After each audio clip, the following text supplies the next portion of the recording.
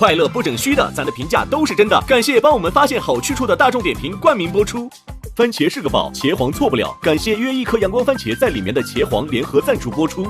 颜值7克，鲜满10分。感谢颜值下降但鲜味爆表的海天博颜特约赞助播出。可口可乐一生元气水，快乐不卡顿。本节目由可口可乐行业赞助播出。乳铁蛋白加乳脂球膜，助力宝宝体质双优。感谢真心守护宝宝成长的美蛋陈蓝针赞助播出。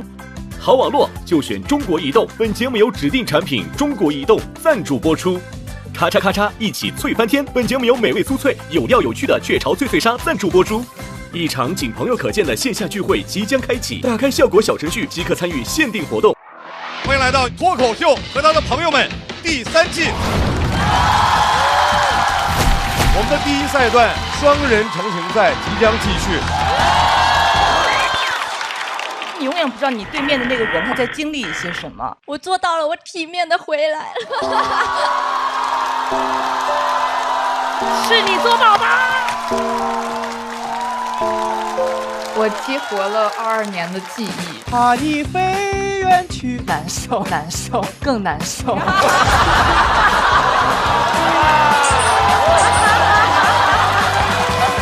沙老师在干什么？干嘛？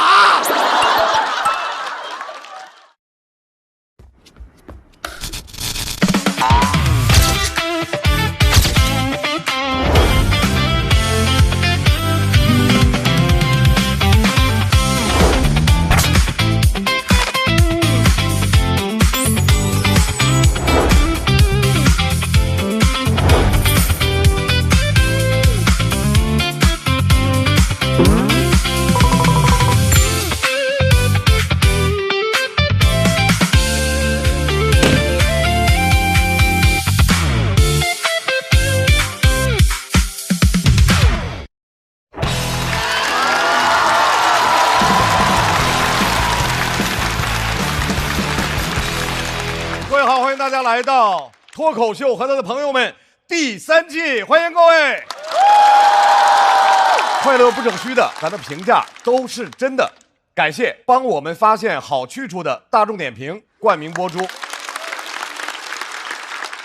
番茄是个宝，茄皇错不了。感谢约一颗阳光番茄在里面的茄皇联合赞助播出。颜值7克，鲜满10分。感谢颜值下降但鲜味爆表的海天博颜特约赞助播出。我们的第1赛段双人成行赛即将继续。首先我们来看一下要对阵的是哪些朋友，掌声欢迎第1支小队的季业和李文。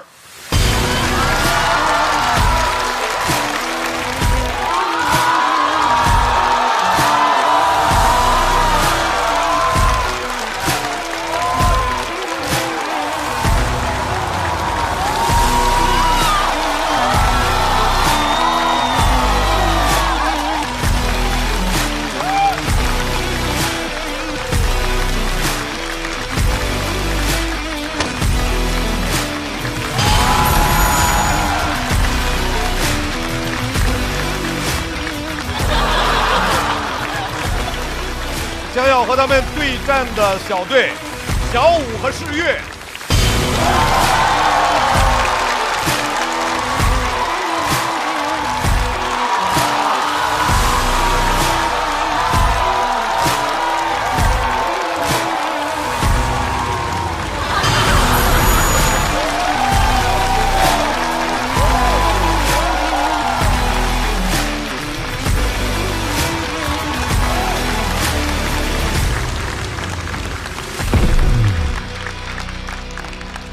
首先要上场的这位演员，他身上总是充满着很强大的能量，不仅仅是那个囊人，也是那个农人。掌声欢迎季业！加油！加油！加油！加油！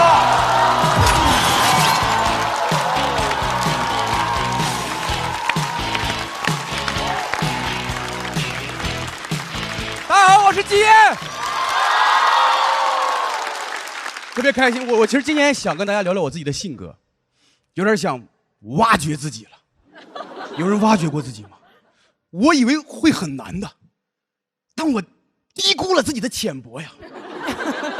我太好挖了，我说到底怎么挖掘自己？你挖到底了。说实话，其实不用我挖，观众都看出来了。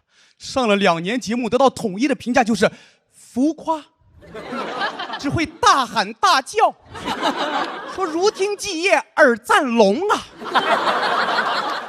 观众眼睛太毒了，说实话，录节目就是我最浮夸的时候，一有镜头我就控制不住自己。你知道有的选手淘汰了，我直接就能起情绪，我说为什么呀？到底懂不懂喜剧啊？有人晋级了，我也会大力的鼓掌，我说他值得，他的票也太高了，他终于被看见了，他终于被看见了，他终于被看见了，这是在照顾不同的机位。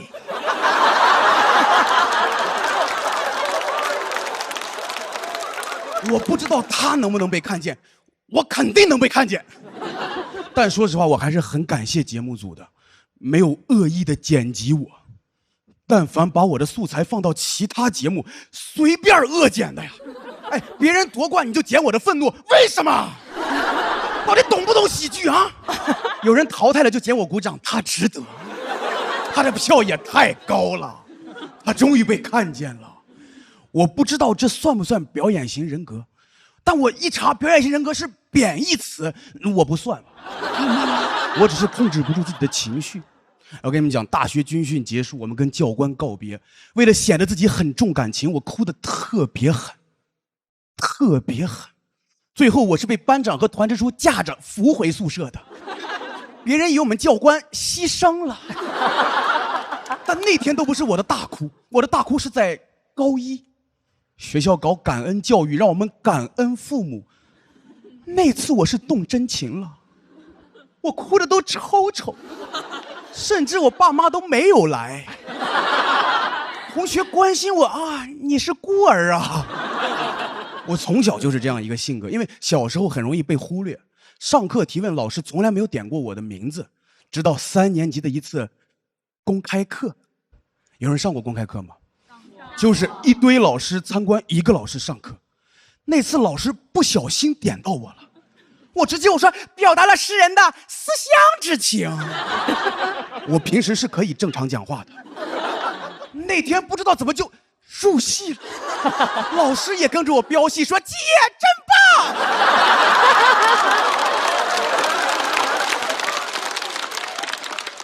别人都看傻了，说这不是公开课吗？怎么变成公立开课了？但是你们知道被人夸的感觉好爽，好爽。后来每次公开课我都特别的积极，我说公开课就是我的公演。我说老师是班里的主心骨，我是老师的老戏骨。别的老师都奇怪说这孩子上课这么积极，怎么学习这么差呢？他们还问基业哪个班，我说无限超越班。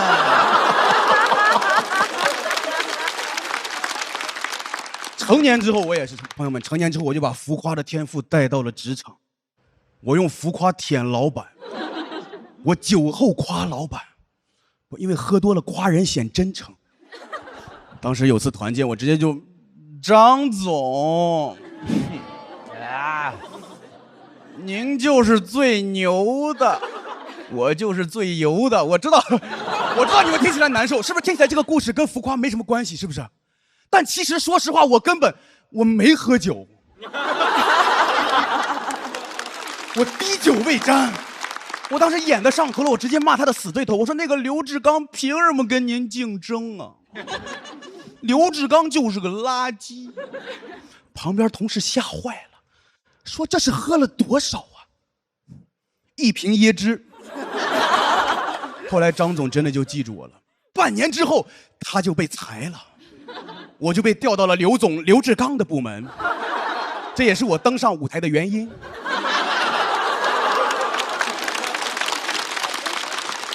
但朋友们，现在浮夸确实是我获得关注最有效的手段，也是我唯一的手段。所以我真的打心眼里，我羡慕那些长得好看的人，他们就静静地坐在那里，镜头就会对准他们，他们获得关注都不用发出任何声音的。所以你们能理解你们现场你们为什么能来录制？你知不知道问你们收照片了，对不对？难道是因为你们热爱脱口秀吗？是因为你们好看。哎呦，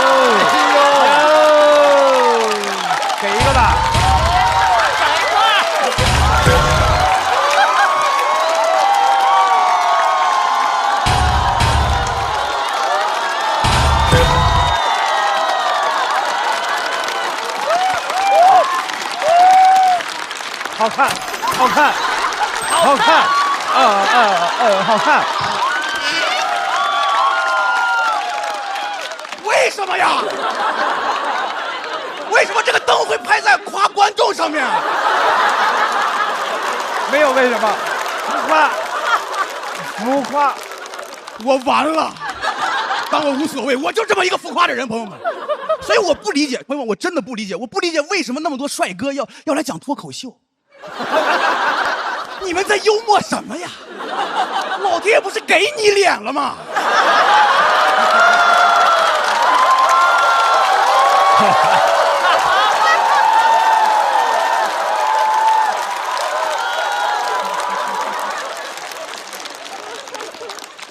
说谁心里清楚。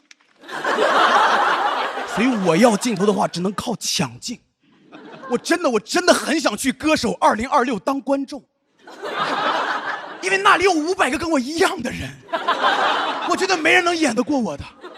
即便台上唱的是2只老虎，我也能热泪盈眶啊。2只老虎跑得快。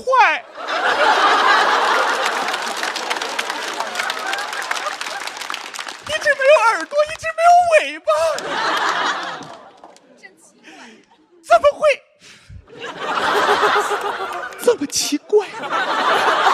能听出来，朋友们，我只能当那种浮夸的农人，我淡不了，我怕我一旦观众说你装什么呀，所以每次我演出使的劲儿都特别大，你们也能感受出来啊。因为我是觉得我必须浮夸，你像帅哥不理人，别人会说他生性不爱笑。我要不理人，基业你天生没礼貌。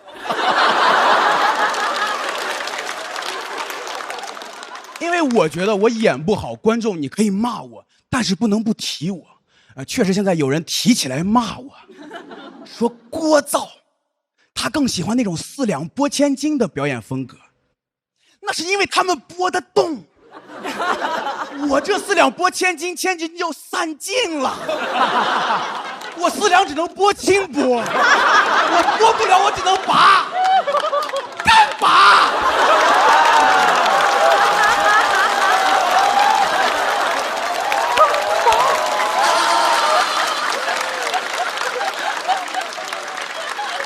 没有办法。而且你知道，我不光在舞台上，我生活里有时候为了交朋友，也很愿意夸别人，但是有时候夸多了就没人信，他们背后说季业这个人假。我说我是真心的，他们说真的假，很委屈。我说只是我们情绪价值的汇率不同，你们懂这个意思吗？就是我说太棒了，其实就是 OK。但我现在没有那么困扰，因为有的朋友熟了之后，他们会自己兑换汇率，说新来的老板人品非常差，有多差？哎，季业说还行。但我知道这个性格肯定是有人不太喜欢，因为咱们都讨厌那种哗众取宠的人。但我真的觉得没有必要为自己的浮夸感到羞耻。有人喜欢安静，会不会就有人喜欢浮夸？主要我现在很享受 ，enjoying。我现在甚至很能共情癞蛤蟆。我说他呱呱呱呱呱呱的叫，他可能不是想吃天鹅肉的，会不会就是爱叫呢？但我也没有想要当主角的意思，我今年来就是想做好一片绿叶。我不奢求得到所有人的关注，我只希望路人在欣赏花的同时，心里能嘀咕一句说：“哦，这片叶子长得还行哎，我要记住这片绿叶，我要记叶。”但如果朋友们，如果播出之后还是有人讨厌我，那我只能跟你们说：有人骂我就会讲当心猫要来。杨秋乃與孟靜與邊達把手理財，你當我係浮誇吧？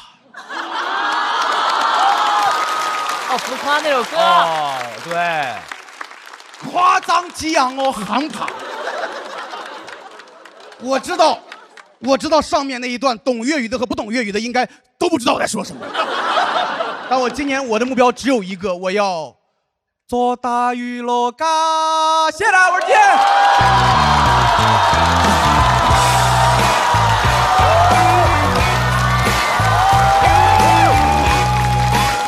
大娱乐家，大娱乐家，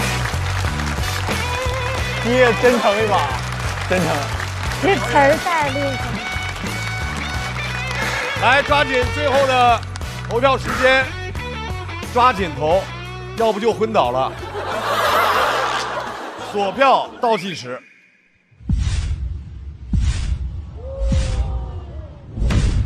掌声送给七爷。来，妮儿姐为什么在那个点上拍的？我也 enjoy。Me too, me too。姐，我想问你累不累？哦，问到点子上了。我最怕这种问题。他们在乎我飞得高不高，闫妮老师在乎我累不累。我说我不累，佟掌柜。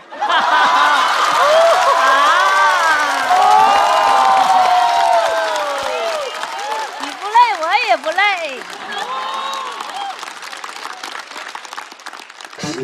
你不累？你刚才脑子都缺氧了，你还不累？我在你的浮夸中，我还是看到了有你浮夸的节奏，是像一个音乐一样，是属于你自己的乐曲。我觉得这个就是好的呀。谢谢老师，谢谢老师。我个人认为啊，王基业咱们也认识好几年了，对不对？以前你只是王基业，现在你是王继业，就是发生了什么没有？当我看鲁豫老师还说，怎么就是他以前有点这个有点的意思。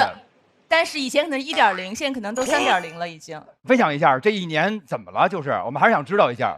我一直没有在台上放得很开。我其实是去年大家应该记得我乐队中心那一段，那一段是我节目上我演的最舒服的一段。我一直想今年续上那个气，所以今年我赛前的目标就是定着要在台上玩起来。但其实今天还是拘着的，但我还稍微打开一点了。就是下回倒立演好不好？就是唱歌 OK， 单手伏地这么演。哇塞，杂技好，我练一练，我练一练。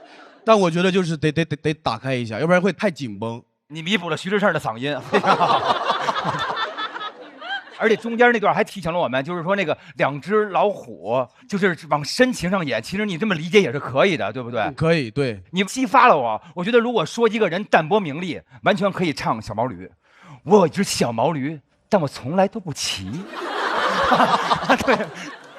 我觉得这场演出灯拍的吧，反正就是有点鲁莽，但是我觉得你值得这个灯，我觉得值得这个灯啊！谢谢大老师，谢谢大老师，谢谢大老师，完全值得。就是我就好奇的就是刚才那一段粤语啊，就懂粤语和不懂粤语的可能都还好，但是歌手有点难受。就听完总是觉得，难受。我鼓你，怕你飞远去，这个可以吗？还更难受。OK。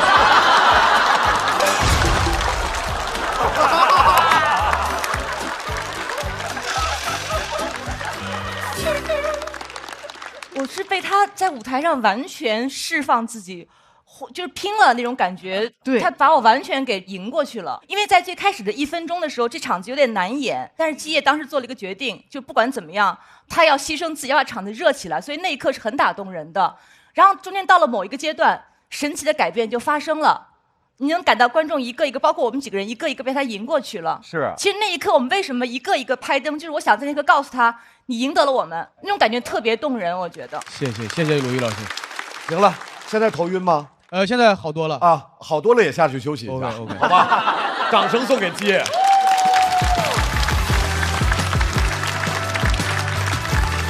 加油我，好是加油，加油！太厉害了！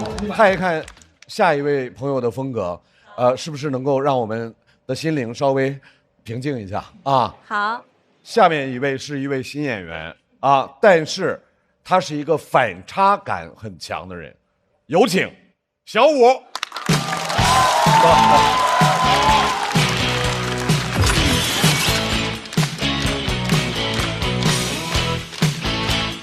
Hello， 大家好。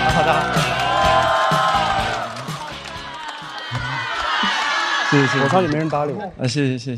然后我是新人演员嘛，我其实很害怕这个舞台，因为它太大了啊，我根本感觉很失控感很强，我感觉我声音都在发抖，因为我第一次给坑里面的观众讲脱口秀。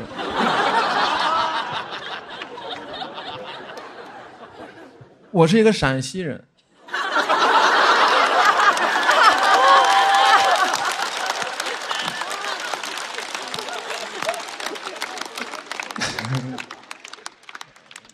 现在不是很紧张了。我在生活里呢是一个比较喜欢精打细算的一个人，我特别喜欢打那种便宜、味道又大的臭车。之前打过一个车啊，5公里7块。哦，你听这个价格，你都能闻到那个味道。臭是臭，但真的香。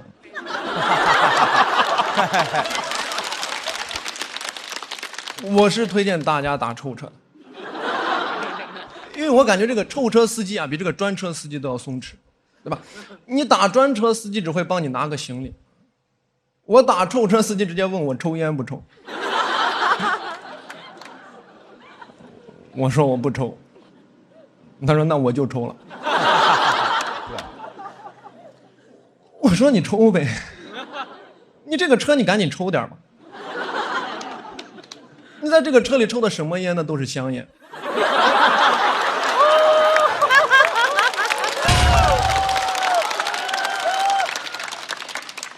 而且，等一下，我想一下词哈。其实我的需求很简单，能到就行，对吧？你只要够便宜，我可以自己把头伸出去呼吸的。我不喜欢那些过度的服务，比如说，我就很讨厌专车的这种微笑服务。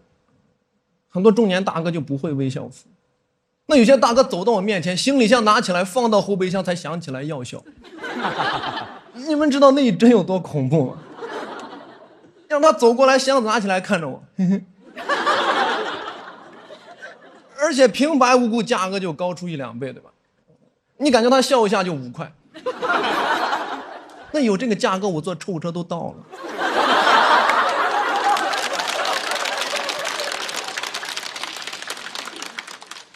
而且我这专车也没有什么了不起的，它的构造其实很简单，它就等于臭车加一个口罩。加2瓶水，加一个嘿嘿。而且它这个水的价格，你也不知道它是景区的价格还是零售店的价格，对吧？我跟你说，水里面水很深的，你这些钱都是要节约下来。但我声明一下，我这个不是抠啊。很多观众老对我有误解，我朋友之前就对我有那种刻板印象。他说你是不是那种住酒店喜欢顺家一层拖鞋那种人？不是啊，我订的酒店就没有一层拖鞋。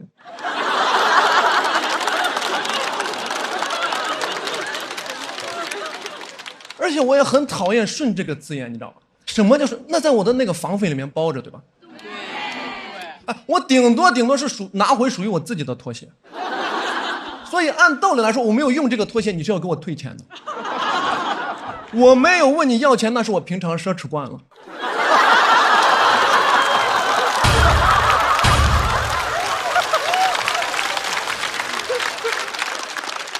很多人经常污名化我们这些会过日子的人。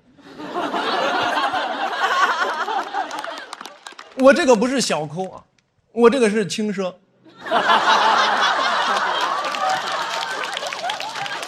而且我觉得划算这个东西啊，它是很多面，它不一定在消费端，对吧？生活里面的各个方面。我之前找到一个很划算的工作，在甜品店里面做甜品师啊。我当时的想法其实很简单，一边挣钱生存，一边蹭吃甜品。然后他跟我说那个工资14块钱1小时，我说那完了，只能一边蹭吃甜品一边蹭吃水果。我那段时间每天骑车4、5公里，满头大汗去店里面，再骑车4、5公里回来，每天都是一个苦尽甘来苦尽的状态。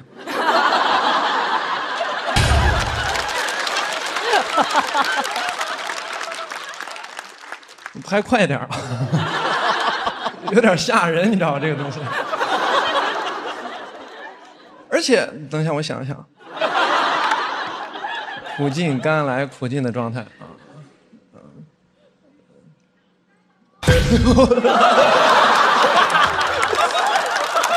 再给你拍一个，对。而且那段时间日子过得特别难，有苦说不出，因为嘴里是甜的。但是其实人家规定是不让吃的。我这个人有原则，我就在那2个监控死角下面吃，一直吃到大学入学体检才查出来高血糖。有次店长让我们尝这个新品，他到我了，我就不想吃，因为我刚才吃饱了，我又不好意思说。我说店长，我吃不了这个里面的芒果，我这个人芒果过敏。他说你过敏啥过敏啊？我在监控里都看到了，你连芒果核你都说。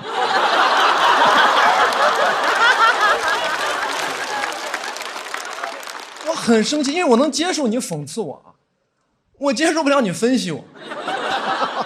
要么他还说，哎，我发现你这个人啊，除了不吃榴莲啊，你是什么都吃啊。哎，我就是那个时候才意识到，吃榴莲的位置才是真正的监控死角。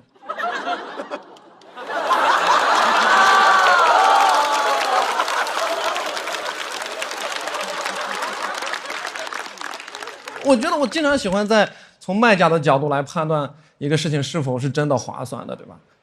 比如说我按摩的时候，我就会让这个技师阿姨给我把这个力气用大一点。你们能 get 到吗？就是什么意思？我没省钱，你也别省劲儿啊。但其实这样也不完全好，因为你会对别人的工作就造成影响。那个阿姨就看着我，她就很奇怪，她说：“怎么回事，小伙子？”一直喊疼，一直说没事。而且我也喜欢买花。但我买花的时候就很讨厌买那种鲜插花，因为你再好看的花，你买回来7、8天它就凋了，对吧？你能赏的日子也就3、4天。我买回来之后会非常焦虑，我得抓紧时间赏，我一睡醒就赏。你们有把花当过闹钟的吗？我为了划算，我买了一束棉花。我是大学的时候买的，上大学时候买回来赏了1个学期。毕业的时候都落灰了，哎，就这个花，我觉得物尽其用了，对吧？我朋友说，按照你这个没用，你毕业了应该把那个棉花摘下来，冲到你那个棉裤里面，说棉裤穿散了继续赏棉花。我不认为，这个叫抠。他还挑上了啊。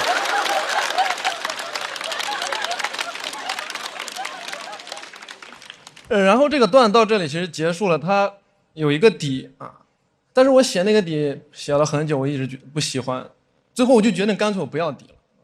我知道它很重要，但我不要了，因为我平常奢侈惯了。好，谢谢大家，谢谢，拜拜拜拜。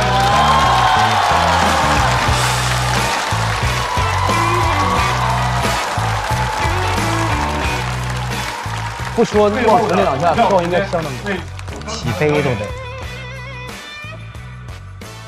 锁票倒计时，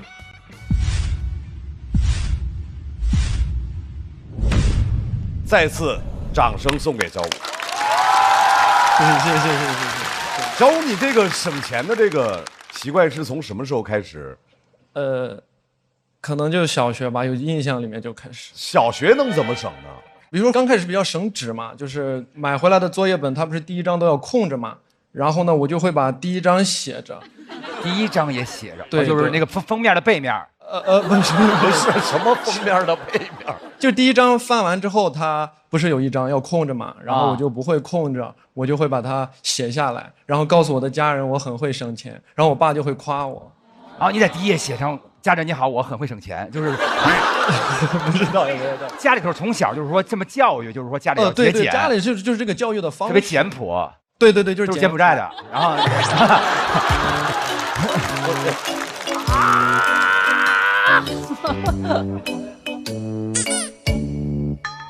小武，你最该用的是大众点评。你买东西不用听别人怎么说，但可以留下真实评价，让别人来看你怎么说。嘿，我等着你去点评生活家。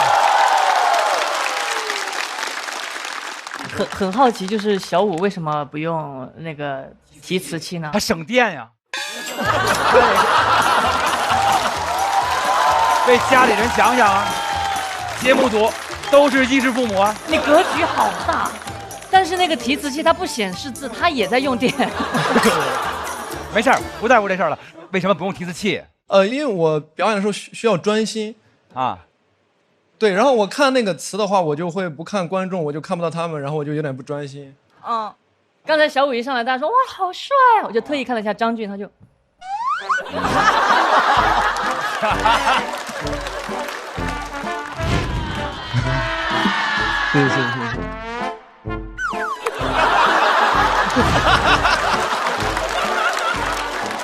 然后说到一半，他就开始。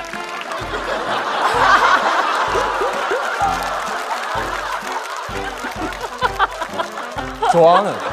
雄竞。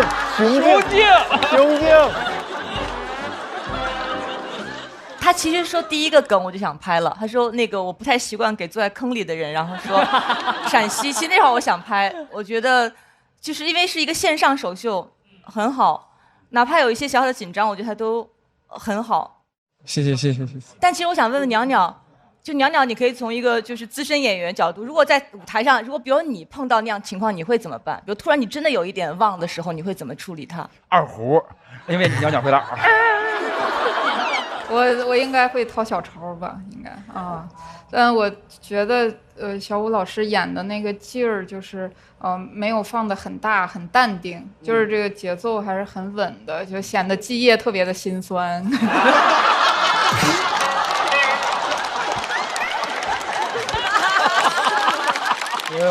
没有。其实小五压力很大的，就前面感觉刚演完一个巨兽。对，因为当我知道我匹配到接的时候，我就知道我肯定是接不住他。但是我觉得你稳定了自己的那个风格，这个是很难的，因为你没有被他影响。四两拨千斤。四两拨千斤，翻了。听到鲁豫这会儿用着季业的梗来夸着小五，哇哦，更心酸了。2只老虎跑得快。对呀，我想说，因为从季业到小五，你们俩是从繁到简哈，所以我也就。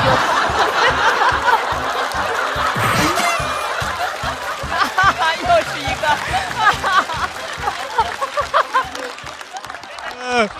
是哪个烦呀？是哪个烦呀？是那个一个火一个叶的烦吗？还是平凡的凡？好，那就我就说我讨厌帅哥嘛。我就说我讨厌帅哥嘛，我就哎呀。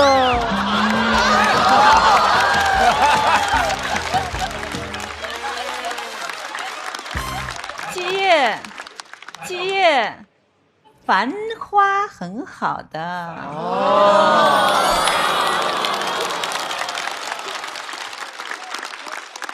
没有，我觉得小武老师还是一个人又非常帅，非常幽默。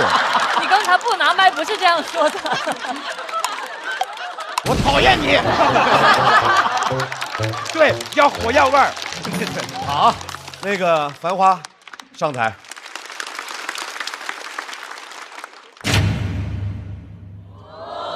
目前笑团打出来的是相同的票数，我们来看现场观众投票结束之后，他们两个的分值分别是。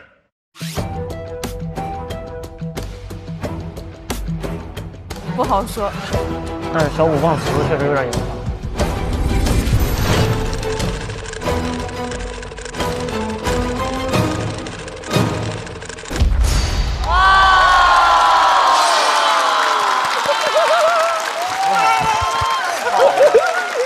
太好了，没问题。很棒了，很棒，一定很不错。舞台上像他这款的不是很多，就是一个青春洋溢的一个男孩，然后讲着一些并不沉重的话题，但是又很生活的。对于我来说，票数啊已经算很高了。我会觉得票数高，就是因为观众包容嘛，要不然就是很糟糕的一场演出这样子。说实话啊，忘词是我真替他捏把汗。而且，等一下，我想一想。但是很快的把那个点直接点破了，直接说出，我觉得这个其实很好。而且那段时间日子过得特别难，包括台下他也是很松弛的。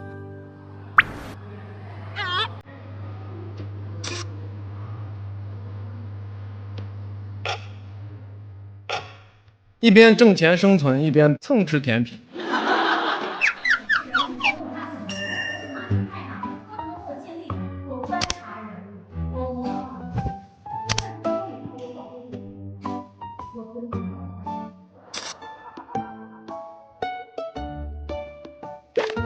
这什么意思？路由器。我其实还是挺享受的。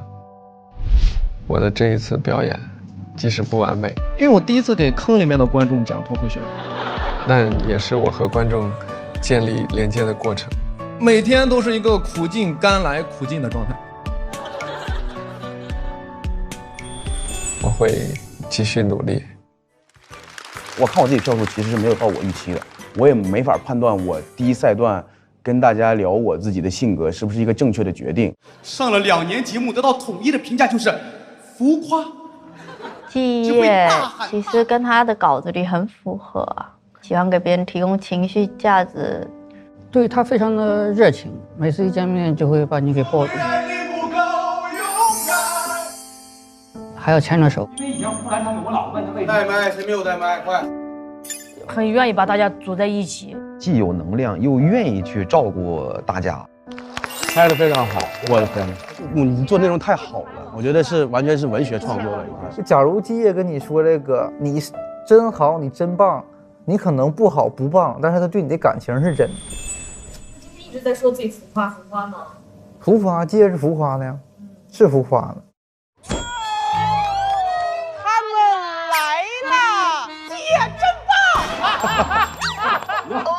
浮夸不代表不是好人，浮夸是他的安全感吧。我不太会拒绝别人，你总感觉拒绝这个词儿是坏人才会做的事儿。我在意别人的看法，我在意自己在别人眼里是个什么形象，我相当在意。有时候甚至会硬着头皮，为了去保持这个形象，我就不想让这个场子冷下来。干嘛？它是一种保护策略，或者它是一种生存策略。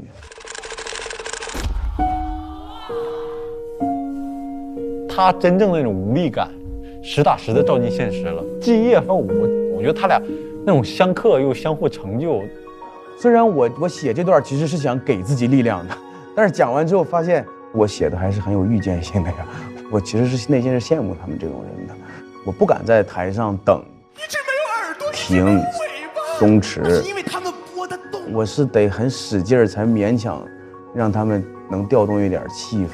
结果段子里说我说4两拨千斤，我觉得我真是千斤都拨不动这4两，我得喝4两才能平复这个心情，这就是我的处境。但这不是观众的问题，只是可能这是我的课题吧。做大娱乐家，谢啦，我是见。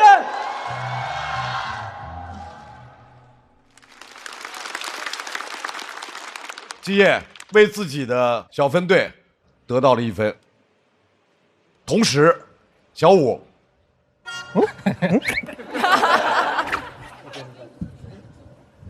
喂，你的这种由繁到简的表演非常打动人哦，谢谢。再次掌声送给小武。季业的这支小队马上要派出的演员，虽然是老朋友，但是有新面貌。掌声欢迎李文。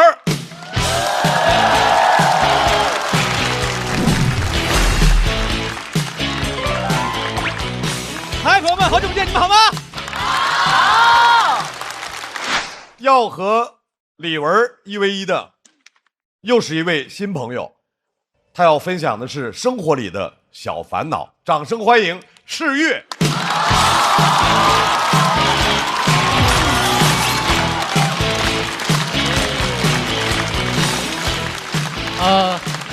好，朋友们大家好，我叫世越。跟大家聊一点我的穿搭的小困扰啊，因为我有点身体缺陷，后面观众可能看不到，我有点大小脚啊，当然前面也看不到，我穿着鞋呢，你们也不用伸着脖子看啊，没有霸王龙那么明显。我不是说后面2只脚巨无霸，前面就2根薯条，就差了半个码，鞋合不合适只有右脚知道。网上说你可以把你宽松的鞋多垫几个鞋垫儿，大小脚解决了，改长短腿了。我就不理解为什么一个人会长得这么不均匀，难道是因为我喜欢侧躺，导致我右边的生长激素呀有顶端优势？好，谢谢谢谢。是不是还紧张？紧张，他嘴唇都哆嗦。紧张，嘴都哆。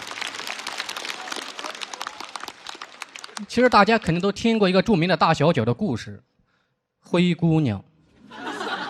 你看你们有人没看懂灰姑娘？这是暗线。正常人谁会跑步只跑掉一只鞋呢？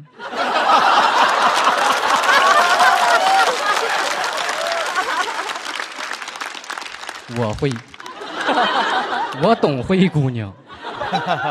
那是一次高中的激情跑操，一共要跑1000米，我的左脚只有前20米穿着鞋。因为同学们激情跑操最大的激情是找我的鞋。我每次看到我的鞋，我说原来在这儿呢。其他同学看到说原来在这儿呢，哎，走你。所以那天跑操，我跟我的鞋它属于是各跑各的，特别效应到小学数学里边的追击问题。注意听题啊，说诗雨跟他的鞋同时出发，1分钟以后第一次相遇，5分钟以后第2次相遇。问他的同学为什么这么欠？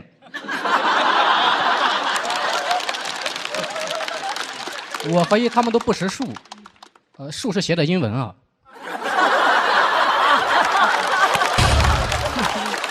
不识数。我很严谨，我用的是单数形式。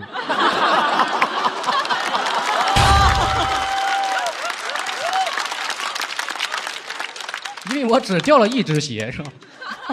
我当时真的很希望有个童话里边的公主，她拿着鞋过来找到我，说：“亲爱的王子，这是你掉的红心某课吗？”我穿衣服也有点小缺陷，买过那种矮个子显高穿搭，显得更矮了。因为我的肩膀在很窄的基础上，它还溜肩。他们怂我说你溜肩你就谈不了浪漫的爱情，因为女生往你的肩膀上一靠呀，就会滑下去。他就会意识到有些男的是真的靠不住。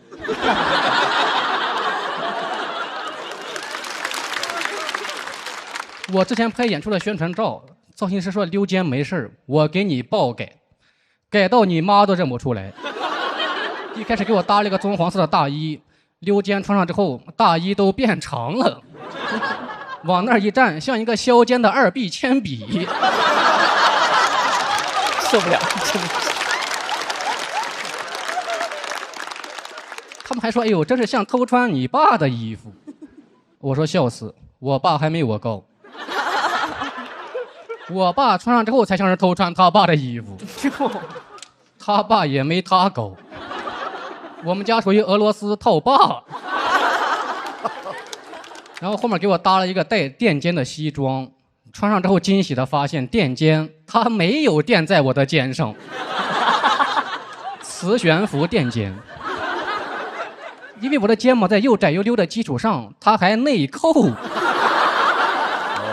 这个就会导致我的手放起来老是在前面，就会显得我这个人哦特别有礼貌。然后再配上那个西装，他们说我是天选前台。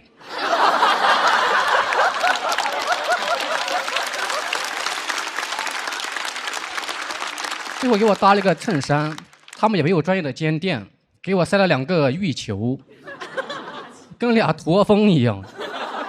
而且浴球这玩意儿大家洗过澡的都知道，你不加沐浴露它也滑，尤其是放在我的溜肩上。摄影师说你动作能不能自然一点，我非常自然地摆出了礼貌的前台姿势，肩膀一内扣，2个浴球在前面相遇了。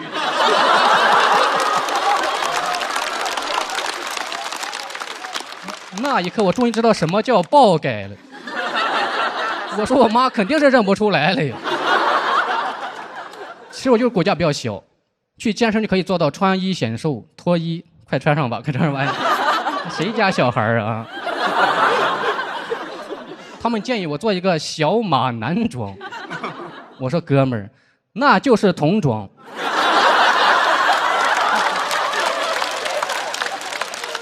所以我就去店里边买衣服。我觉得导购会总结你的优点，他善于发现美。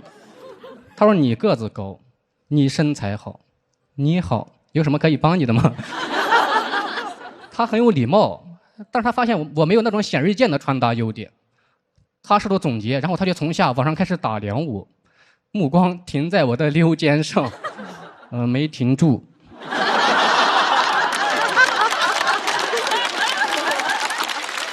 让他大跌眼镜。但是他很有职业素养，他说：“小伙子，咱们家的衣服非常适合你，咱们家的衣服他不挑人。”我心想你骂人还挺脏的。他不挑人，是我买他还是他买我呀？他有什么资格挑呀？他是怕跟了我以后我给不了他想要的洗衣液吗？但我说实话，我这个人对衣服非常好，从来没有亏待我的衣服。我的衣服跟着我混啊，我让他们吃香的喝辣的。可以说有我一口面就有他一口汤。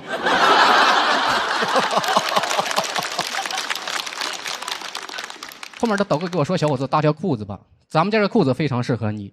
咱们家的裤子啊，他不挑衣服呀。”我说：“你等会儿啊，不是，那咱们家东西都这么有主观能动性吗？”我本来买衣服就没买到合适的，朋友听完这个故事还会凭空想象我的穿搭困扰。他们说你这个溜肩，应该穿不了吊带儿吧？我说你先别管我能不能穿得了，我为什么要穿吊带儿啊？我穿老头背心儿不好吗？更荒谬是有热心的观众姐妹听完之后真的给我建议，说溜肩啊，你得穿挂脖吊带儿。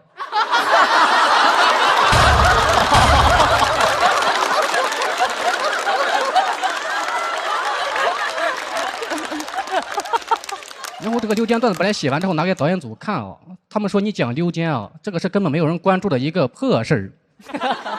他说现在脱口秀的舞台，别人都在讲什么抑郁、穷苦、残疾啊，你上来说我溜肩，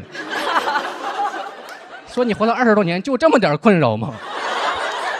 我听完最大的困扰是，难道只有惨才值得讲吗？那我就来了。我是来自大山的留守儿童。我从小营养不良，还要帮家里边干农活，所以我身材矮小还溜肩。我从小到大，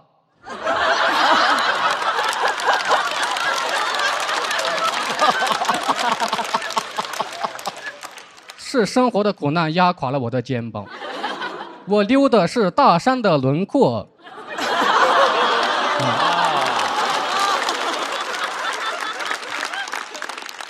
这样是不是好多了吧？因为我就是个情绪比较淡的人，我觉得我们这种微狭的人类啊，也值得被关注。比如什么溜肩、大小脚、长短腿。如果你觉得讲这些是破事没有意义，那我只能说我这个段子啊，它不挑人。好，谢谢大家，我是诗雨，谢谢大家。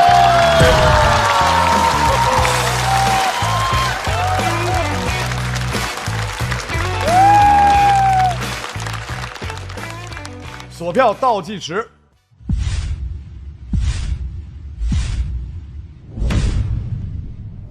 谢谢大家，谢谢。你好，诗雨老师。首先，我不觉得原生家庭就比溜肩更值得诉说。感觉对于一个人的人生来说，他的原生肩膀有可能影响也挺大的，因为原生家庭有问题，你至少可以逃离。我怎么更绝望了呢？对，我就是这个点拍的。所有的小问题可能放在别人身上，他觉得是个小问题，但那个小问题如果在自己非常介意的那个点，那它就是一个很大的问题。啊，对呀，这事儿肯定以前困扰过你，对不对？对，因为我如果长得跟小五那么帅，我就不关注这个了。对，你要越说越溜，感觉越说越溜。就是之前没感觉那么溜，就是越看越溜，现在感觉是个纸飞机一样。哎，但是就是却有什么困扰？就是背书包会往外滑吗？对，是。你看看，其实很多话他这都不成立。牛顿不是说我之所以有这样的成绩，是因为站在前人的肩膀上吗？前人是溜肩膀，怎么站呀？立足点都不准，站不住啊！再次把掌声送给石玉。谢谢大家，谢谢大家。世玉印象挺深刻，觉得这挺老实，然后挺好笑，又老实又好笑。反正你脱口秀写段子不就是人人眼中有，人人笔下无？别人很多人觉得这个不可写，但你真的能写出来，就得做到这样，是因为现在很多人做不到了，然后他就是把这点给做到了。同时，3位请上台，李文和世玉他们的得分情况是。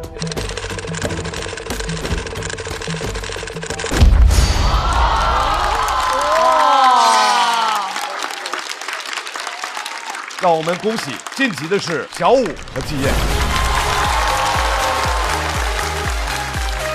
同时，李文和世玉要进入到待定状态。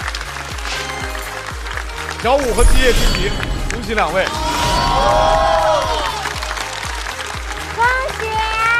真稳，气质很帅，气质很帅，真的。最后世玉跟李文的晋级结果出来，小武当时反应过来是什么样的情况了吗？很奇怪的感觉，哪里奇怪？有点泪目，就是。你晋级了啊？咱们是分高的结束。因为那个规则我们是第一组这样子经历的。啊，对，我们是第一组触发这个机制的。对，所以我当时没有缓过来，他脑子很快他就算过来了。其实最后一刀就在自己队友身上，就是说刀完对手马上就要刀队友，然后第一下就发生在自己身上，其实真的很难接受。那一瞬间他的不确定性其实是非常大，就很慌。其实，哎呀，我真挺想坐那沙发的，没有。那你们还有什么想要对彼此说的话吗？我觉得世玉是金子，在哪里都会发光吧。好，那咱总决赛见吧。可以。世玉还有什么想说的吗？还说啊，那第4轮见。你能不能那个不要这么功利啊？你说点实际的啊。演出费分你一半。马上要进入到下一波1v1的朋友，先请出第一支小队，来吧。首先让我们掌声欢迎的是王颖、小杜。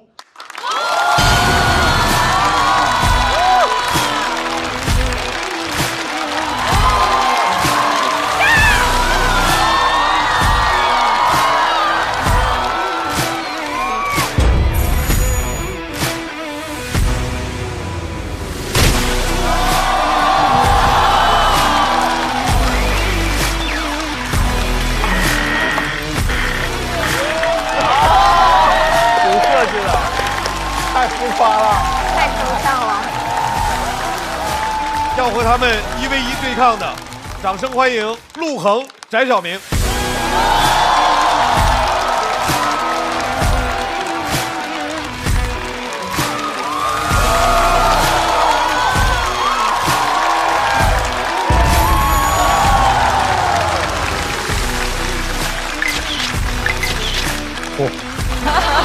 为什么就一个人忙啊？对，就一个人忙。这2组的 pose 都好抽象啊。第一位要出场的，去年在这个舞台上跟我们大家分享了自己得乳腺癌的故事。那么他的生活在今年又会有哪些新变化？欢迎王颖。大家好，我叫王颖。掌声送给王颖，谢谢王颖。要来和王颖1v1的这位朋友来自广西，掌声欢迎陆恒。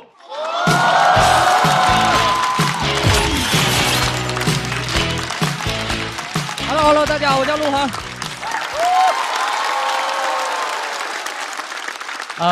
我来自广西柳州啊。对柳州有什么刻板印象吗，朋友们？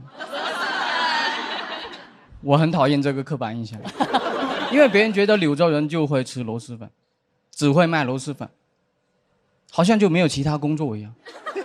我不知道其他人在柳州是做什么的，反正我是卖螺蛳粉的。我是第一次做老板啊，没有什么工作经验，招工就写了一行字，工资3000到1万。哇！当天来了3个阿姨问我怎么才能到1万，说实话我都不知道。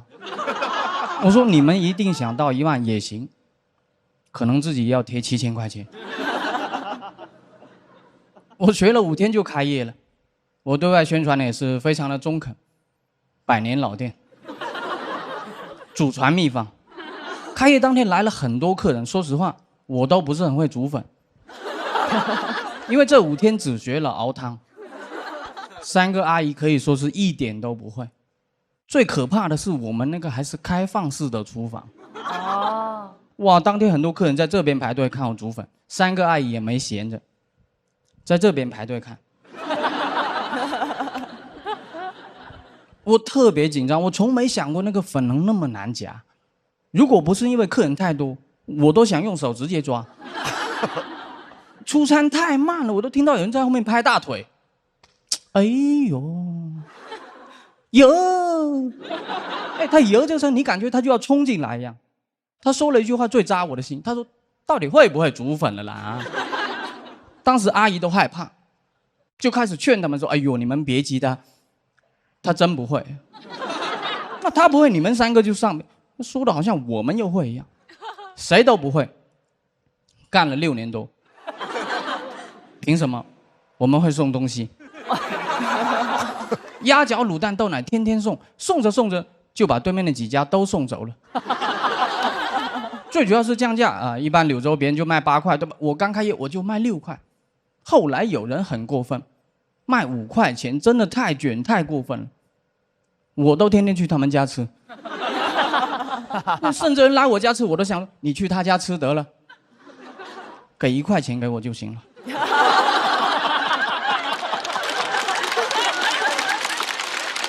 这样子就能挣1块钱。我们的店名叫什么？叫勿忘初心原汤螺蛳粉。哇，我觉得真的太符合我们的气质了。我们真的非常的初心。这个不好笑吗？这句话我想了2个礼拜，这句话。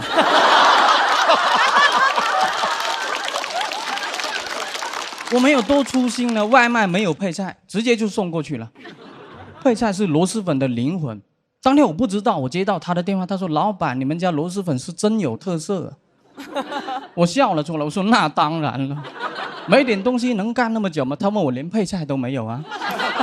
我当时都懵了，我一直在道歉，我说对不起对不起。他问我对不起就完了。我说我们真不是人。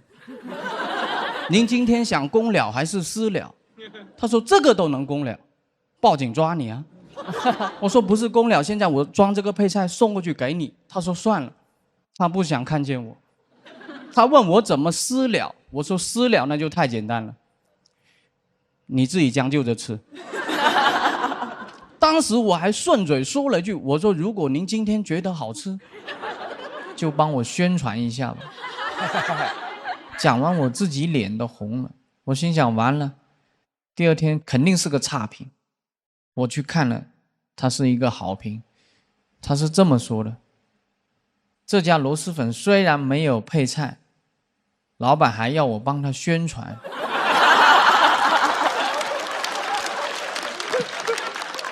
我们在大众点评有个评论是非常的厉害，我经常夜深人静的时候一个人看，他是这么说的：家人们，在柳州螺蛳粉爆火的这个年代，只有这家粉店是不用排队的。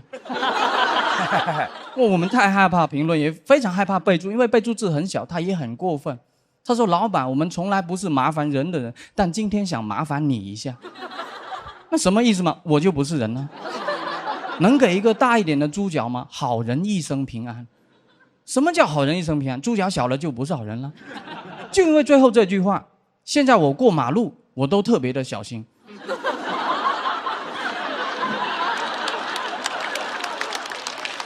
因为我们店里猪脚确实都挺小的，我真的很害怕有一天被车子撞到了，他过来跟我说：“哎呦，不好意思，不小心撞了你。”我说：“那不关你的事，是我自己猪脚给小了。”我之前还接到过一个客人的电话，他说：“老板，你们家螺蛳粉是真的硬啊。”这种一定是吃霸王餐了，对吧？外卖从煮好到送过去最少半个小时，没有谁家的粉能硬这么久。他跟我说就你嘴硬是吧？给我拍了个照片，粉都没有煮。因为别人备注的是生菜，他们看成了生粉。经常做错粉，做错粉怎么办？那就我吃。特特别是那些不要葱的，因为葱花一旦放进去就很难拿出来，对吧？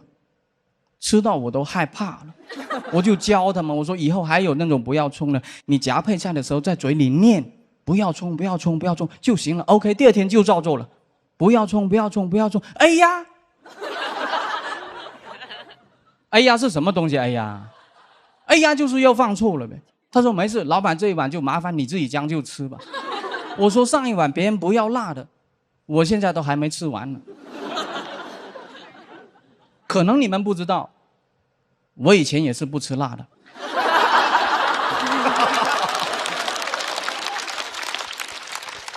我现在不忌口，我一天最多听到过6个哎呀，就是现在我听到那种哎呀，我都有那种饱腹感，你们知道吗？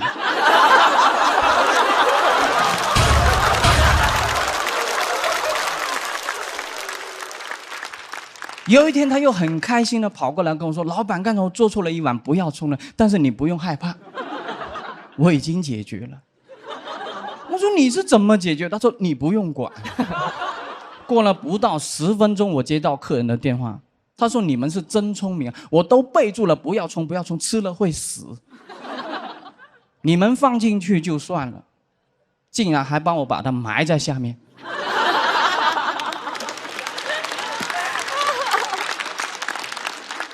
我被他骂了很久，很久。然后他问我为什么总能不小心把葱花放进去，就不能不小心把猪脚给放进去？我说猪脚就算我们不小心放进去了，我们也很容易就拿出来。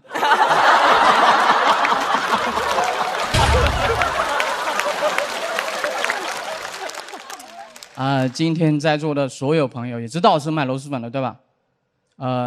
这个演出不会让你们白看，好不好？如果你们有机会去柳州的话，拿着任何的一张脱口秀门票都可以到我的店里啊，这个门票非常的关键。我跟阿姨说过了，能换一份豆腐泡，但我求大家一件事，不要只换一份豆腐泡。吃一碗粉行不行？因为有一天阿姨给我打个电话，她说：“老板，今天有人来换了2份豆腐泡，他就走了。”现在在柳州卖螺蛳粉竞争也非常的激烈啊，所以我经常要出来演出，挣钱养家，然后顺便养这3个阿姨。如果以后你们有机会去柳州的话，我真的推荐你们去吃一家螺蛳粉，特别的好吃，就是有一家叫勿忘初心原汤螺蛳粉的，赶紧去好吧，去晚了可能就倒闭了，好吧？好，谢谢大家，谢谢。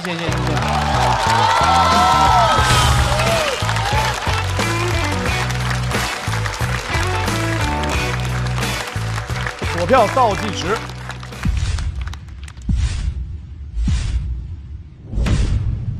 再次掌声送给陆恒。陆恒除了螺蛳粉的店，在柳州还开了那个脱口秀的俱乐部。对，那个俱乐部开的怎么样？不，只为提供我上台而已，就是这样子。因为我不开就没有上台的机会。但是那个螺蛳粉店其实经营的挺好的，是不是？以前挺好。我一开始以为他会讲螺蛳粉，我们能想到那些跟刻板印象相关的一些梗，但他完全超出预期。他在讲一个螺蛳粉店，然后讲跟人之间的关系，讲一些人在饮食上的一些很特别的要求。他讲的段子超出我预期的时候，你手下你就本能的想去拍那个灯。我看陆恒老师演出，我就想起梁海源。但是海源老师现在普通话也进步了，其实我觉得就是很生活化的段子，然后能了解很多别人的生活细节，娓娓道来的讲一个开螺蛳粉店的经历，我觉得也很美。谢谢。我原来在一个小店里哈，我记得我去吃饭，有一个就是那个服务员说拍张照片吧，哎呀，我说我这个样子我平时也不，我说拍不了，他说给我的菜拍张照片，我以为他找我拍照片。所以你那种状态，我觉得是很真实的。对，特别棒。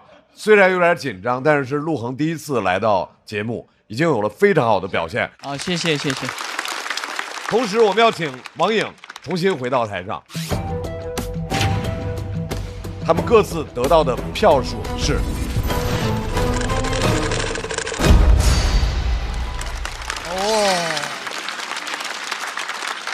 陆恒158在和王颖的1v1当中处于领先的位置。来，两位都回到位置上来等待最后的结果。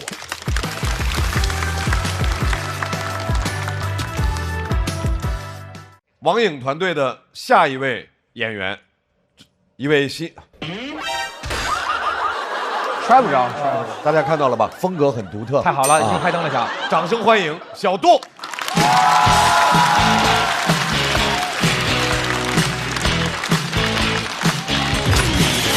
嗨，朋友们，你们好吗？呀！哎，你们好啊！我是小杜，然后我跟大家聊天，聊我自己的事儿。我高一那年我就退学了啊，但我不是文盲那个赛道的。因为我退学之后出来开了一个手机店，比其他的同龄人先赚到钱了。我是企业家那个赛道的。先赚到钱之后，我觉得有必要在之前的同学面前装一下，但我装的方法很单一，就是请客，什么我都请，大小我都请，吃饭我请，打球我请，连坐公交车我都请。公交车一来，我拿着卡第一个上去，我在这嘟走，嘟走，嘟走，嘟。哎，那老头回来，算，请你走吧。但也有装失败的时候。有一次在便利店排队遇到一个之前隔壁班的，我想请他，我赶紧把我那饭团放到桌上，我说一块结，结果同学把我的给结了。然后回学校之后就开始传，人还是不能退学。小杜现在已经开始要饭了。但我这2年有点装不动了，因为我个人发生一些变故，我前2年破产了。破产之后呢，我只能换一个相对便宜一点的房子，但我还是赖在上海的市中心，我就住陕西南路。你们的反应我很满意。给不太了解上海朋友说一下，陕西南路以前是法租界，所以法国人走的时候在这儿留了一层薄薄的巴黎。陕西南路是他现在的名字，以前叫陕西南路。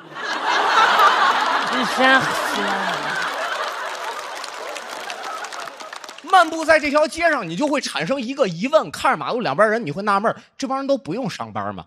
所有人都没什么正事儿干，下午弄杯咖啡在那晒太阳，那哇，用英语训狗 ，No lucky no。地段好，住的只能差。我现在住那种木质结构的老房子，楼梯特别窄，我44码鞋，楼梯是23码的，楼道挑高1.75米，所以这个挑高它其实是个挑低。我每次上楼，我就得先缩壳，低着头这样上去，这也是这样下来，不敢直起腰，不是怕磕脑袋，主要怕直起腰来之后捅破那层薄薄的巴黎。住的差，但是街景真挺雅的。我们家对面那个阳台，常年有一个老头会在傍晚时分在阳台上吹萨克斯。哇！我有时候就会站在窗边听一会儿，我在这儿。Bravo！ 一回头发现墙皮震下来一块儿。虽然说这个住的条件不太好，但是陕西南路这4个字真的给了我很多情绪价值。我现在最喜欢那种半生不熟的朋友过来问我，你住哪儿啊？我就会说陕西南路，他就会发出那种没见识的声音啊，一定很贵吧？我不能回答价格，因为不贵。我只能跟他说，嗨，那个通勤方便。我也看过郊区的房子，离市中心1个小时地铁，上车20分钟，我就给中介打电话，我说喂，你好，这房我不看了，通勤不方便。他说您工作地点在哪儿？我没有工作。我想想这21站，我就觉得委屈。但比较巧妙一点，就是一般问我住哪儿的朋友，他跟我的亲密度都没有这么高，他不会主动提出上楼去坐一坐，他只需要知道陕西南路这4个字就够了，因为他知道太多对我不好。但我现在最烦就是老家来朋友，这帮人就跟商量好似的，每个人都千方百计上楼去看看。我怕他们知道我现在混得不好，我已经会主动请他们吃一些比较贵的餐馆了。之前我发小来，我请他吃了一个人均300的日料。你看，这就是上海现在病态的地方。你们听到300多都觉得没什么。我看有人表情好像刚从300多的餐厅出来一样。剔牙，哎呀，这个和牛塞牙了，这个。行，你们也都挺能装的啊。别让我看你们从几毛家出来。行，就我觉得300多贵。这观众急什么呀？没人招他。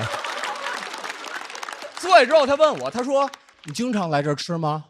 我说：“实在不知道吃什么的时候，就会来这儿，算是个楼下食堂吧。”哎呦。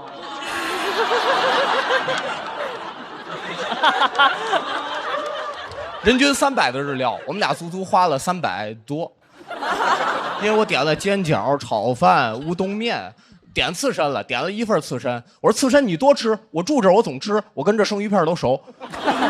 吃完我想赶紧让他走吧，我说行啊，你回酒店吧，我也回去了。他说别，我回也没事干，我上你那屋待会儿。我听到他这话，我脑袋嗡了一下，因为在饭馆我还能吹牛，一进屋我刚才装的那些东西全部作废，进屋我都不知道让他坐哪儿。我们家就一把椅子，上面放着微波炉，我们俩只能脱了鞋坐床边，俩男的坐那儿摆腿，还挺暧昧的。我怕他突然拿外脚背勾我。而且更要命的一点，我这个发小他是个天津人，哦，我也是天津人啊，多新鲜呢，不然怎么能是发小呢？他是个天津人，他的边界感是很差的。上海人与人之间的边界感是很强的。我来上海6年，我已经被改造好了，不然我这会儿已经在摁第一排观众的投票器了。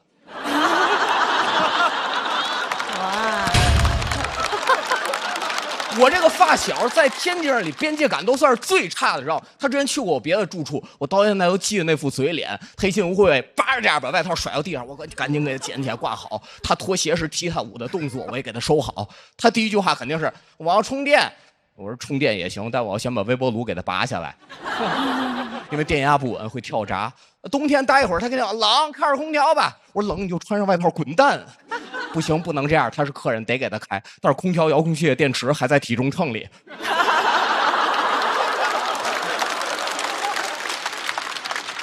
开着空调，屋里肯定要干，他肯定哎呀渴，给我倒杯水吧。我想他如果一定要上去，我主动给他拿水，然后把水递给他的时候，故意手一歪，哎呀，泼到旁边接线板上，咱俩都别活了。不能让他把这个消息传回天津去。但我又想，不行，不能今天死。这个月还有20多天，我刚交的房租。我找个理由把他糊弄过去。我跟他说：“我说今天不太方便，因为我刚才出门之前刚叫了保洁，对，而且这边有中古家具呀、白蚁呀，要消杀，对，消杀。”他说：“没事，他忙他的，咱聊咱的。”我说：“进屋就死。”我也没骗他，因为我理解消杀就是消停点，不然杀你。我为什么一定不想让他上去？因为我觉得这顿饭吃完之后，这个接待工作就已经圆满了。我对他很好，他来上海玩，我带他 City Walk， 请他喝咖啡，请他吃人均300的日料，已经是一套非常完整的上海体验了。我把能给的最好的东西都给他了，给你好的体验你就好好享受，不该你打听的你就别打听。去迪士尼你就好好玩，你不能在合影的时候问米老鼠1个月挣多少钱。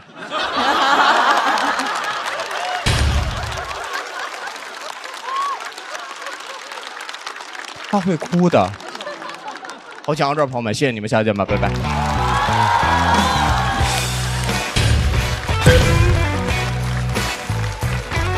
来，各位抓紧最后的投票时间，锁票倒计时。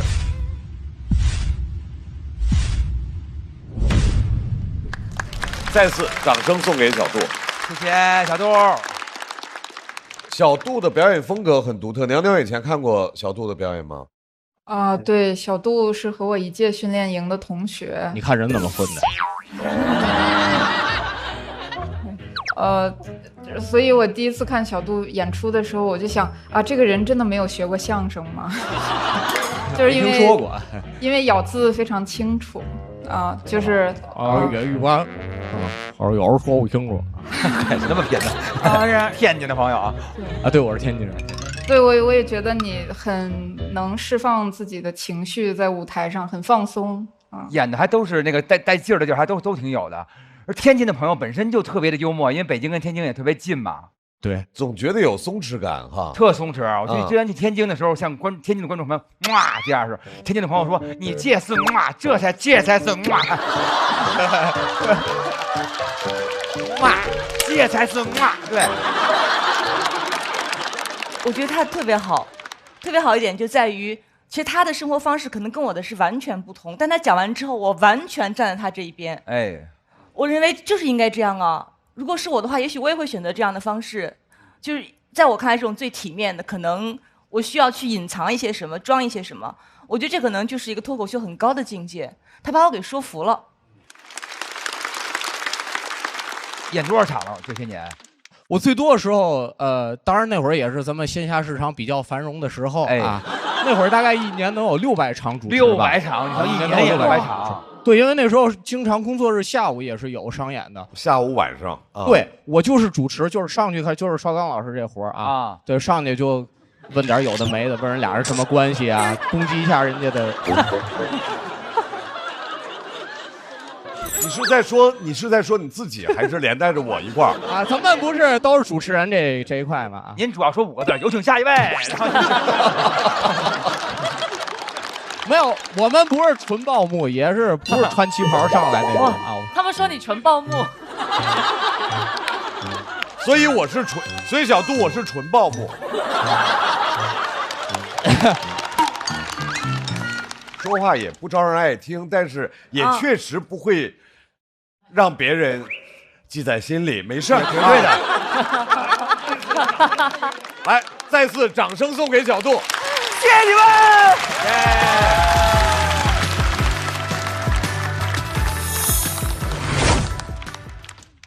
我觉得小杜老师就是那种可爱又迷人的反派角色。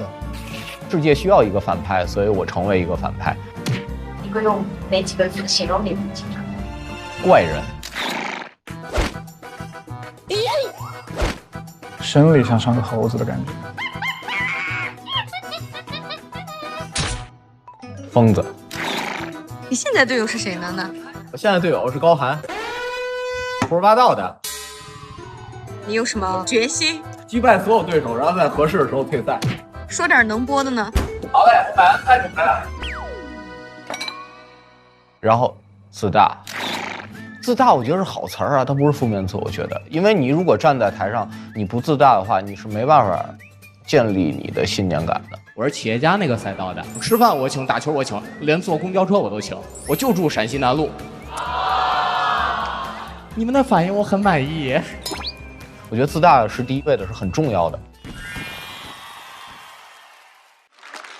要和小杜1v1的，同样是一位这个舞台上的新演员，掌声欢迎翟晓明。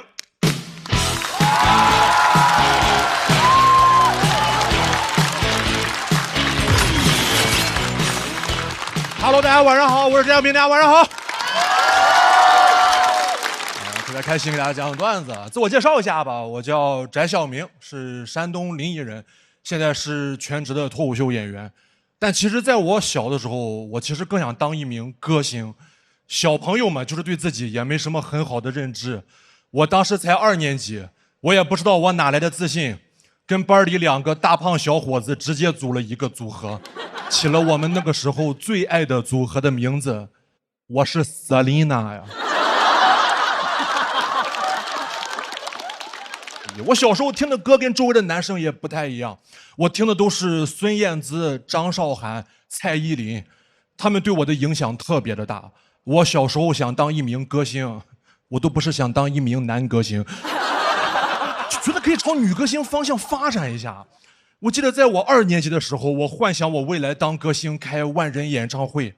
8岁的我写下了我未来万人演唱会的歌单：爱情36季，看我72遍，我是女生。但是朋友们，你们知道吗？我是女生放在我们老家太恐怖了。我们那边很讲究男子气概，然后我爸爸他就是那种特别刻板印象的山东大男子主义的家长，他觉得自己的儿子必须得有男人味儿。然后有一天，他在他骄傲的儿子的抽屉里边找到了一张万人演唱会的歌单，打开一看，哟，他儿子是女生。我小时候其实是很反对暴力，很讨厌暴力，但我爸爸只会用暴力解决问题。他看完那个歌单，气得直接撕碎了，走到了我的面前，跟喝多了一样，啪给了我一巴掌，说：“来，你再说一遍，来，你是什么？”朋友们，如果给我一个重新穿越回去的机会，我再给我爸一个他最想要的男人味回答，一定是我是你爹。我怎么打儿子了呀？而且我小时候看的动漫跟周围的男孩子也不一样，我不喜欢看那种男生很多的动漫。有时候课间的时候，我们会模仿自己喜欢的动漫人物打架。你是鸣人，他是佐助，我是百变小樱。哎，百变小樱跟他们打架太吃亏了，因为我施法时间太长了。鸣人一套螺旋丸都打我脸上来了，我还在那边库洛里多的魔法卡呀。真奇怪，而且我还摊上了一个爹味很重的爹。我爸真的爹味很重，他喜欢搞教育，但他学历不是很高，搞教育等同于搞我。记得在我8岁的时候，他听人说孩子要按照自己的兴趣爱好发展，走到我的面前开始装起来了。哟，儿子，给你报个兴趣班，说吧，你想学什么，老子都能给你报。我当时真的以为机会来了，我说那个爸爸，其实我长大想当一名歌星，能不能给我报一个唱歌的兴趣班？我爸一听我要当歌星，估计是想到我是女生这4个字了，表情直接变了，给我报了个别的兴趣班。但他给我报那个兴趣班也很让人费解，他给我报的是拉丁舞。他是把我按照唱跳男团的方向在打造了吗？长大之后我去问过我爸，理由也很扯淡，是因为当时山东省每年都会搞那种拉丁舞的锦标赛，但是临沂地区没有青少年参赛，我报名就是临沂第一，代表临沂出征。就出于这个理由，他真的给我报了拉丁舞。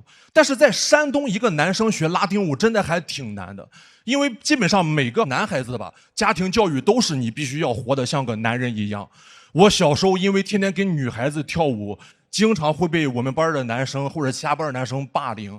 霸凌我的理由也都挺莫名其妙的。我遇到过最莫名其妙的一个理由，是我有一个舞伴，她是一个很漂亮的女生。结果有一天，一个高年级的男的，那种小痞子、小混混，喜欢我的舞伴，看我天天跟我舞伴跳舞，拉我舞伴的手，他吃醋了，他觉得自己面子挂不住，因为我动了他女人的手。哎，人可装了，先找到我，兄弟啊，我们可以通过男人的方式来解决这个问题。我以为他要跟我斗舞。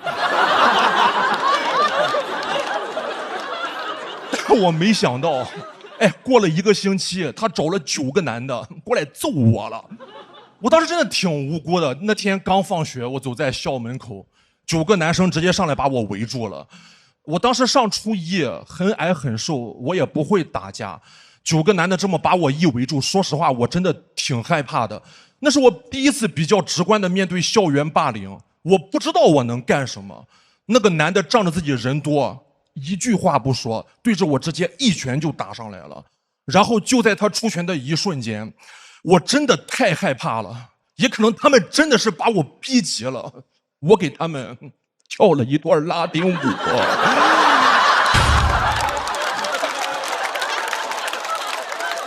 他出拳的一瞬间，我吓得手这么展开了。我真的太害怕了，我不知道我能干什么了，我会的都用上了。但我没想到的是，我手这么一打开，他们也害怕了，他们也不知道我在干什么了。就那个男的，他刚要揍我，看我手猛地这么一起，他可能以为我会武术，就我把他吓得他赶紧朝后面退了2步，但他不退步，他还好。我当时真的太害怕了，他一退步，给了我一个错觉，就是我以为只要我跳拉丁舞，他们就会害怕的。所以接下来出现了一个相当诡异的场景，就是那个男的虽然吓得退后了2步，我却逼近了他3步。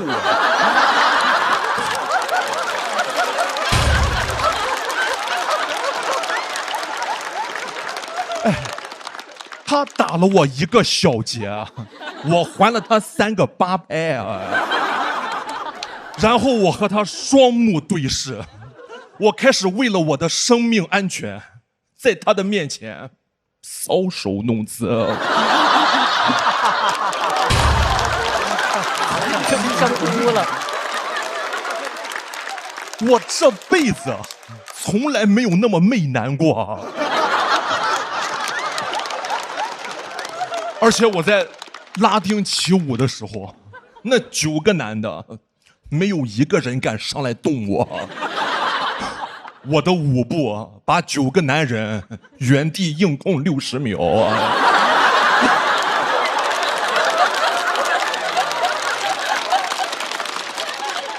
就看到他们愣在原地不敢上来打我，那一刻我其实意识到了一件相当恐怖的事情，就是这个拉丁舞它还不能停啊。然后我就越跳越投入，越跳越带劲儿，我已经不顾对面那哥们儿的死活了，我甚至直接把我的左手搭在了他的肩膀上。这托举直接托起来，就从现在开始，他是我的新舞伴了。然后我就左手以他的肩膀为支点，在9个男人中间疯狂舞动，他快吓死了。而且当时刚放学，人流量特别的大。同学们一看校门口这边9个男的围成了一个圈儿，都特别兴奋，以为放学了在里边打架的呢。好不容易挤进来一看，哟，这就是街舞啊！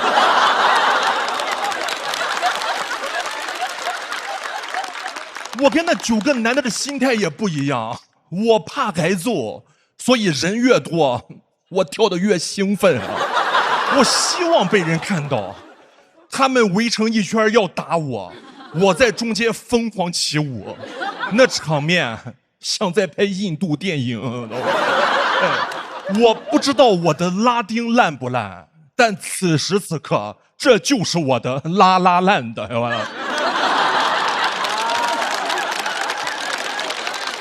但让我崩溃的是，在人群当中，我看到有我认识的朋友，他们在用很诧异的眼神看我跳舞。那一刻我真的很紧张，因为我不想让他们觉得我是个舞娘在给他们献舞，我想让他们认为这是一场势均力敌的互殴。我不是在跳拉丁舞，我是在用一些很像拉丁舞的动作在打他们。为了让我的朋友们能有这样的想法，我想了一个超邪门的招数。我开始把一些打人的动作跟我的拉丁舞步结合在了一起，就比如我在扭胯转身的一瞬间，我会很夸张的把我的胳膊抡得很圆，然后借着我扭胯的力量对着那个男人的脸这么啪这么抡上去，然后我就边扭胯边抡他脸。朋友们，你们如果说拉丁舞教会了我什么，可能就是2个字儿：抡吧。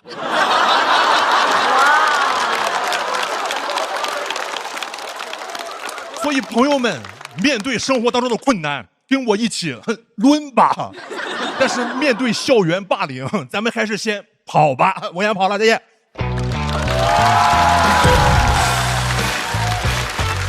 来，各位为翟小平的表演投出你宝贵的一票，锁票。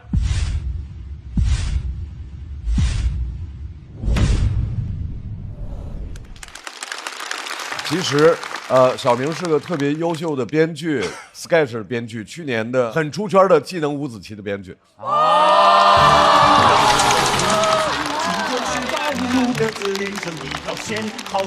张清朝那些东西是从拉丁来的呀？这都是你的招数吗？这个不是，这个是张英潮自己想的啊。那您是想剧情了个名字吗？还是说就是想的是什么呀？就是说怎么？我算是那个原点是我想的，啊。其实最开始技能五子棋，我在2020年最开始是以脱口秀稿子的形式写出来，我投稿给了效果，然后没过。那我们能听听吗？就是说技能五子棋如果是个这个脱口秀版，脱口秀版啊，对，它能是什么样啊？很尬，不是？哎呦，你还怕尬？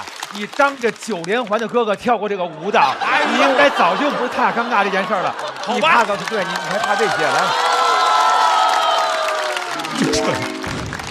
哦，我小时候下五子棋是家属院里出了名的厉害，因为我会技能，他们还给我起了一个称号叫围棋少年，形容我下五子棋很厉害。而我的专属技能就是静如止水。这个技能的效果是，当我在场上下棋的时候，思考时间不受限制。我经常在第一步棋就直接放大招。我的朋友还很不理解地问我：“第一步黑棋你想了快20分钟，做梦了你！”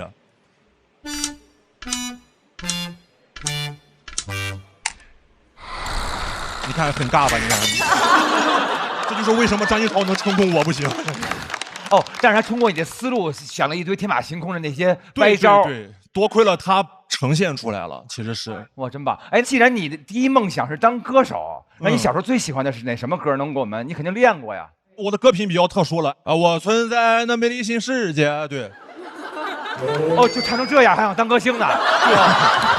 对，完全不在调上。我是 Selina。鲁豫是拍灯拍的比较靠后的。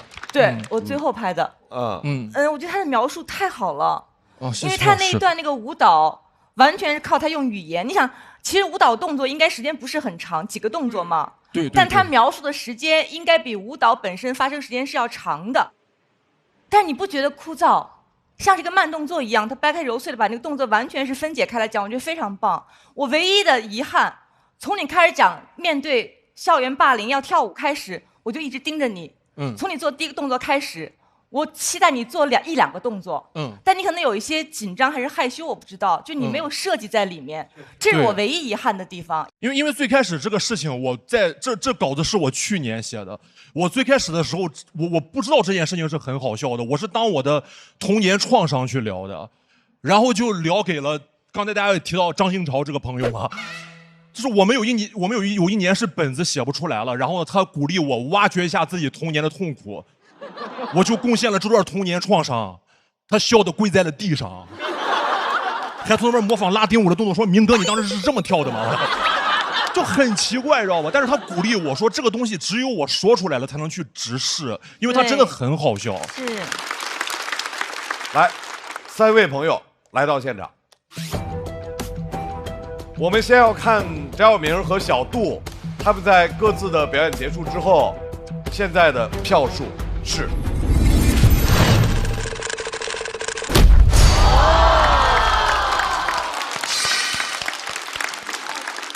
那都输了。哦，多了5票。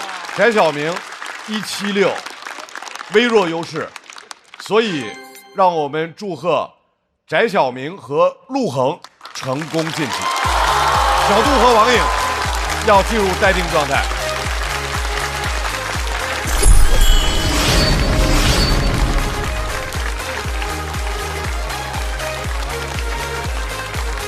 很厉害，太棒了，小明！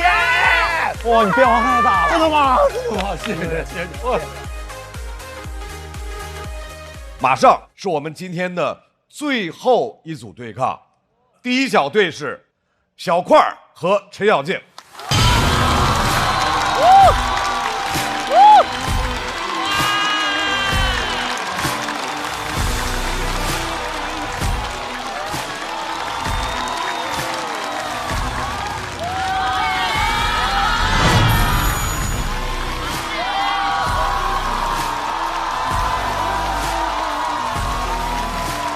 加油，块哥，加油，小静姐！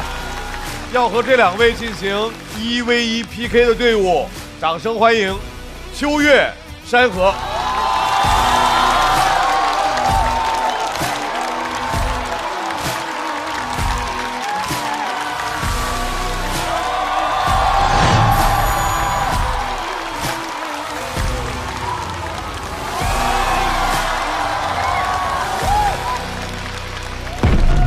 首先要出场的这位是老朋友，同时我为什么把目光看向我们俱乐部主理人那儿呢？因为是你们的同行，大家应该非常熟悉，深圳开花俱乐部的主理人，掌声欢迎小块。泰哥，加油，快哥，加油，加油！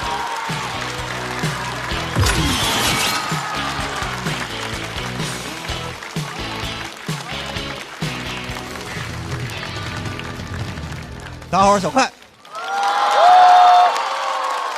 哎呀，你们知道这个节目的宣传效果有多好吗？去年我们俱乐部还是亏钱厂牌，现在已经是驰名亏钱厂牌了啊！前一阵儿竟然还收到一条私信，说我是来救你的。我说谁给我发起水滴筹了吗？这是？我赶紧问，您打算怎么救？扫码还是公对公？他说：“你教我讲脱口秀，等我红了，你就活了。”你说这是什么逻辑？授人以鱼不如授人以渔啊！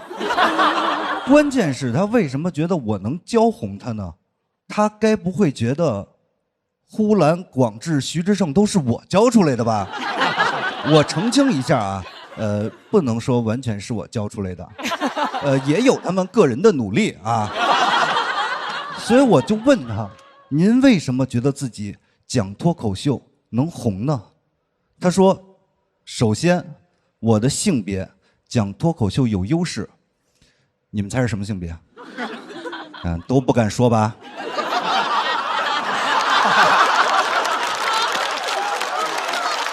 我当时也不敢说。因为正是这个问题让我意识到，脱口秀真的是一个充满了红利的行业，因为两个性别都觉得对方吃到了红利，所以我当时非常谨慎地问，您是那种本位的优势，还是那种觉醒的优势啊？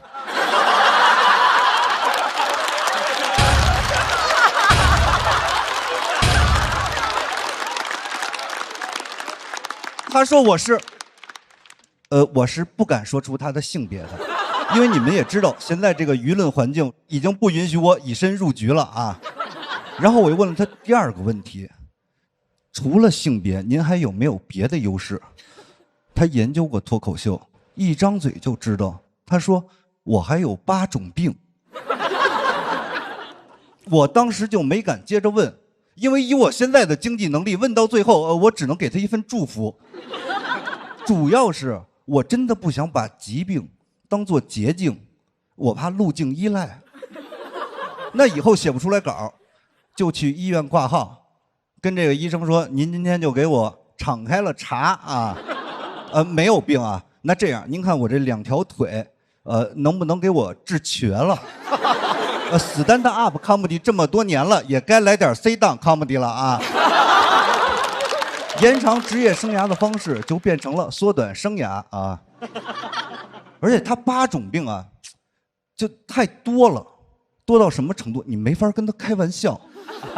虽然他刚说有8种病的时候，我就想好了，他要是再得1种病，不就9病成1了吗？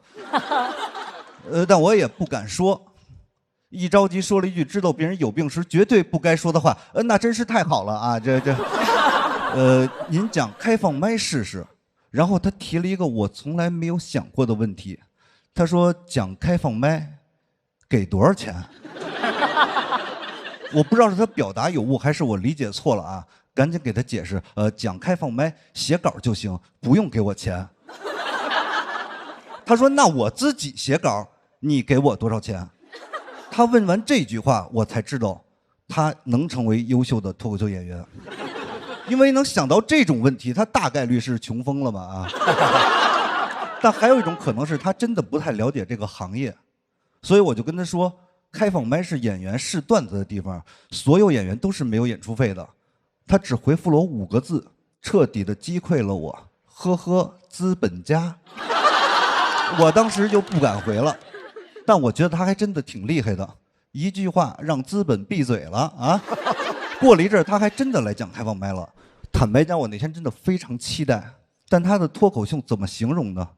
你说他好吧，他讲的有一种那个等网约车的感觉。这5分钟怎么这么漫长啊？但你说它不好吧？他第一个段子就是，我有8种病，再得一种就9病成1了。怎么说呢？下线是一个厂牌主理人啊。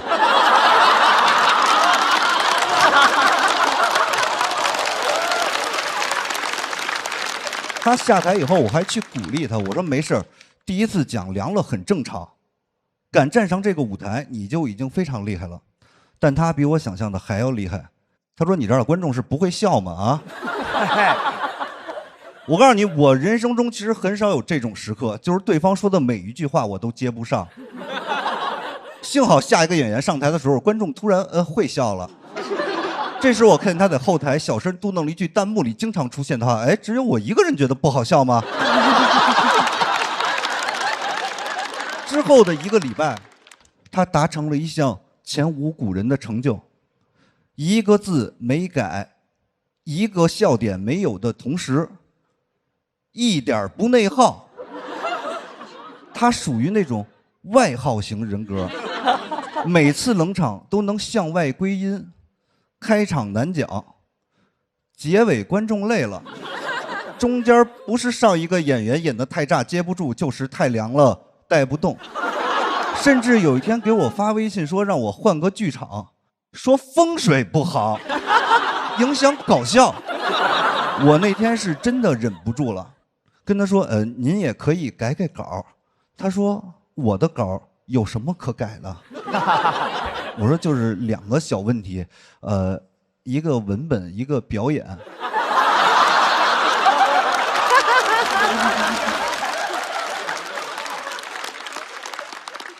发完以后，他2分钟没回我，但是一直显示正在输入中。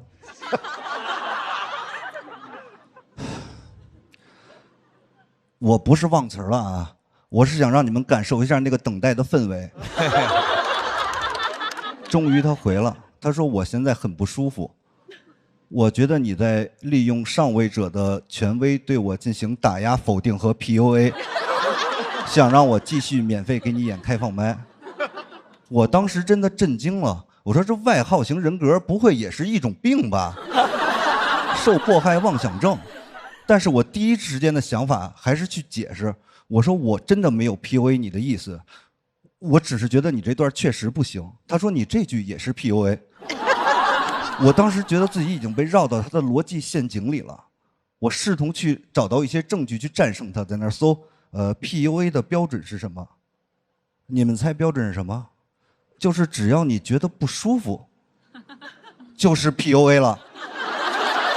这也太妙了，一下给我提供了灵感。我赶紧跟他说，我现在也觉得不舒服了。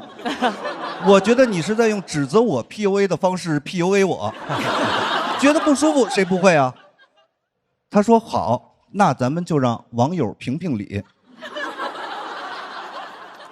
一下我就冷静下来了啊。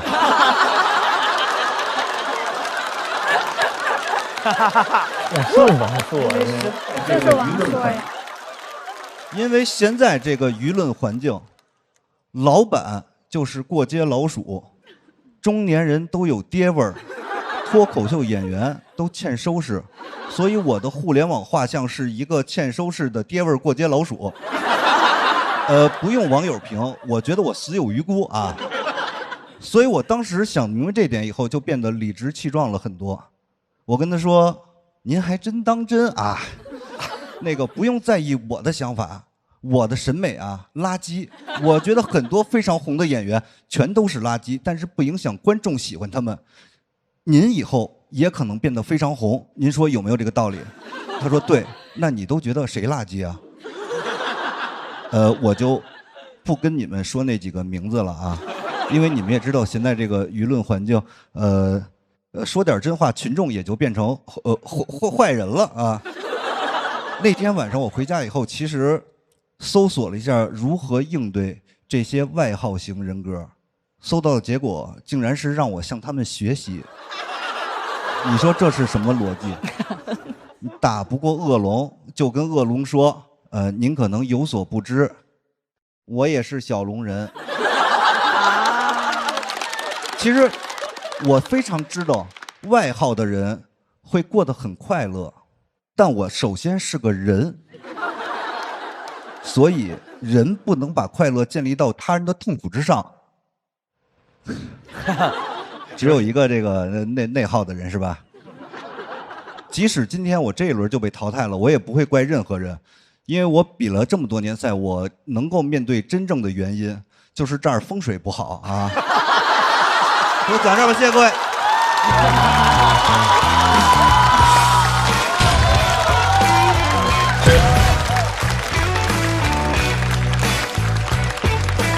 哎呀，齐了！马上我们就要锁票了。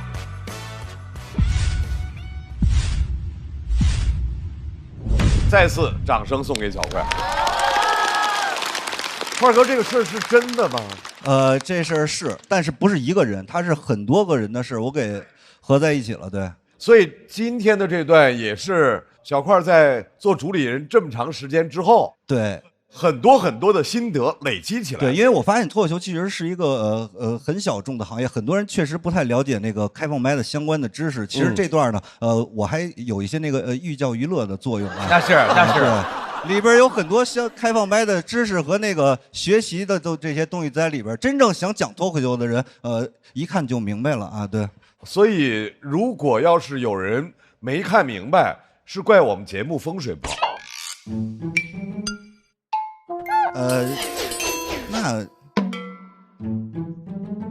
那怪你。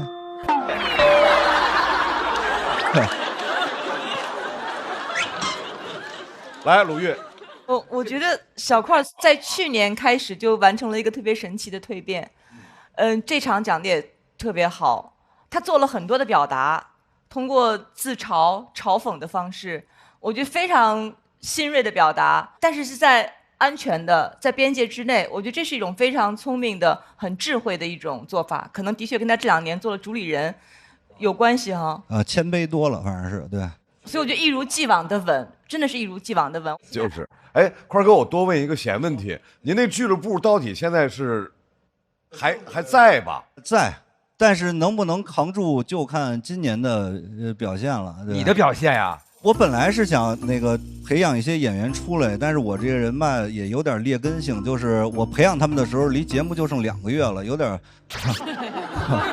现拔苗助长是吗？是这意思？我本来是觉得这个写脱口秀这东西，外人不要强行干预创作，让他们自由生长就最好。但是自由生长的确实那些演员比较讲时间短，所以我就想那个拔苗助长一下，也没拔出来，反正是对。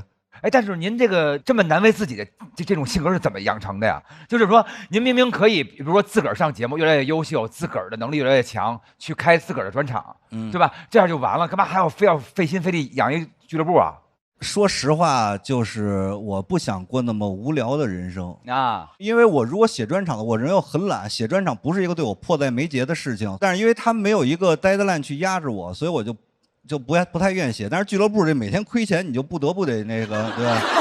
你喜欢生活所迫是吧？就是对骡子，我可能是一个对。好嘞，让我们把掌声送给小块老师。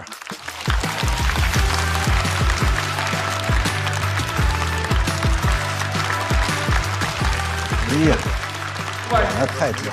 哎呀，块哥演得太紧了，挺好，是吧？马上我们要请到的是要和他进行对阵的另外一组的朋友，也是老朋友了，让我们掌声欢迎秋月。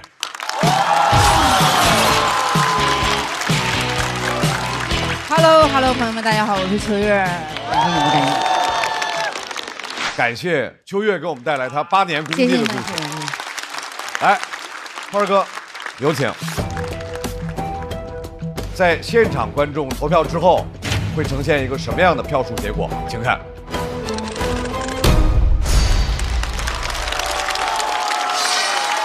祝贺，在这一轮1v1当中，小块处于领先状态。来，2位回到自己团队稍作休息。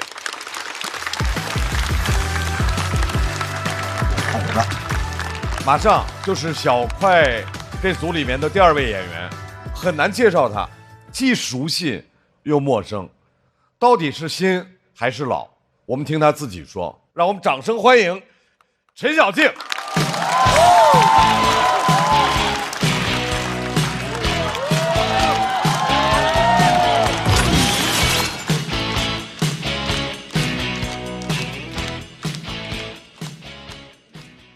大家好，我是陈小静。站在这里真的非常的感慨。我上过第1季脱口秀大会。我是效果文化最早签约的一批艺人，也是最早一批撕破脸闹解约的。我知道现在还有很多的新朋友还想着上节目签公司当大明星，醒醒吧！9年前我就梦过了。你们一定很奇怪，节目组怎么会让我说这个？因为他们更怕我去对面说。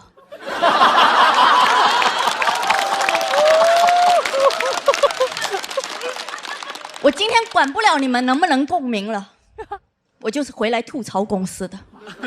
我很在意你们，但对不起，我憋太久了。审判正式开始。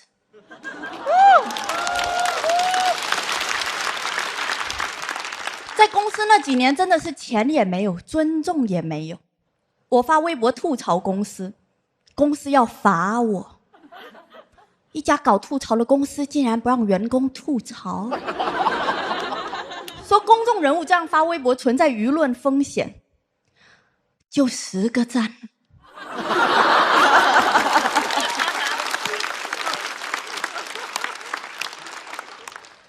你不说我自己就隐藏了，还假惺惺的跟我说可以用小号发，我的大号它就是个小号，而且我的小号是用来给我喜欢的流量明星做数据的，那流量可大了。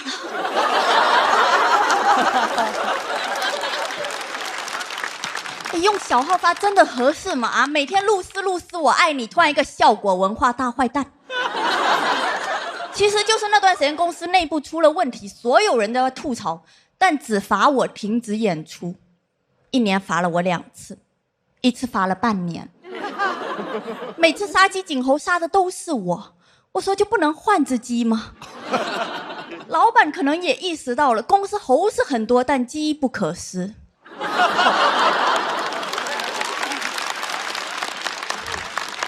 就安慰我说我是公司管理的底线，管不了我就管不了任何人了。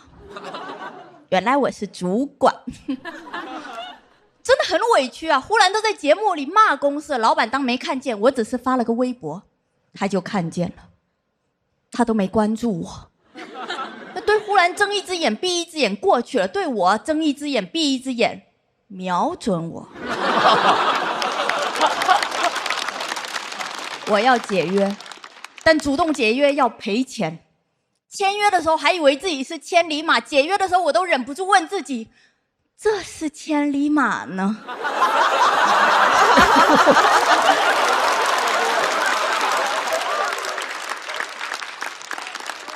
有个朋友就建议我去社会上做点坏事，变成劣迹艺人，公司就会主动解约。我说以我的情况也只能成为劣迹素人，存留案底啊。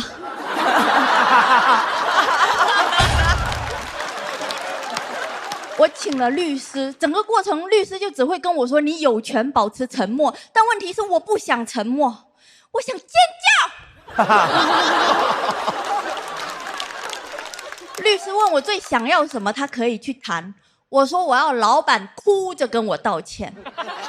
律师根据我的想法给我推荐了一个心理医生。我妈知道了以后就叫我表姐夫来开解我，因为我表姐夫进过精神病院。我表姐夫知道整个事情，他就说：“哎，你请什么律师，看什么心理医生啊？你就发疯啊！”我说：“我不会啊。”他说：“很简单的，我教你啊，你就说心里话。大部分人呢，把心里话说出来，就像是疯了。”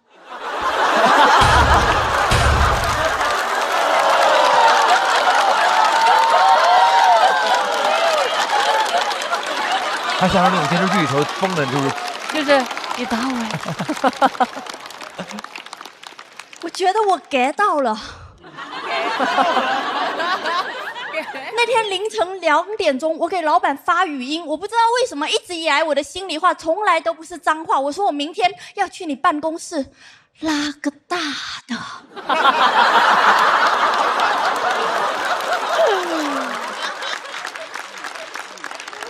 我是真的有这个冲动，老板也是真的很害怕，他第一次关心我，你没事吧？我说没事儿。你要给我找事儿吗？他说你到底有什么诉求？要不我们坐下来聊一聊。我说我要你娶我。太傻呀！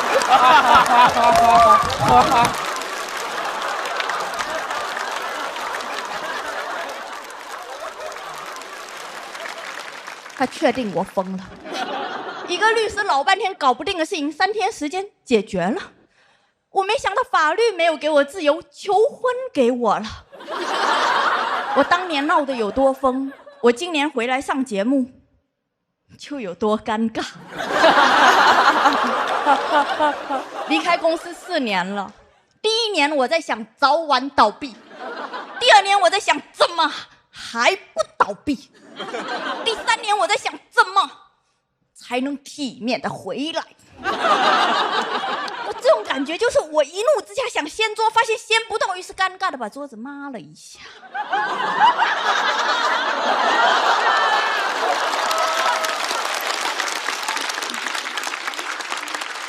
这几年一直有朋友问我怎么不报节目，我说我不想再受线上的束缚。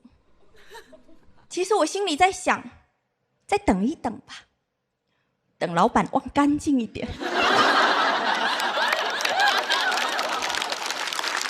今年为了报节目，我还接受了公司另一档节目主咖的编剧邀约，我想多给彼此一点时间，循序渐进。我写到一半，因为写得太好，老板主动来找我加微信，我们扫了一下，当面把对方从黑名单里拉出来。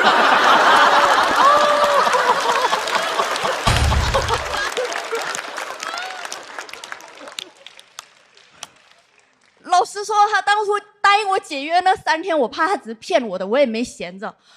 我通过企业系统查看了老板的手机号，这个系统会提醒他对方查看了你的手机号。我一天查看几百次，我还每天给他发信息。我当时真的偶像剧看多了，我说放我走吧，你们不要再伤害我了，我也不会伤害你们的。这个我早就忘干净了，但拉回那一瞬间，我一眼看到这个聊天记录，他也一眼看到这个聊天记录。我赶紧给老板发新年快乐，新年快乐，新年快乐，新年快乐。我说我把过去4年没给你的祝福都补上，后面4年的也先给你，就是想刷上去。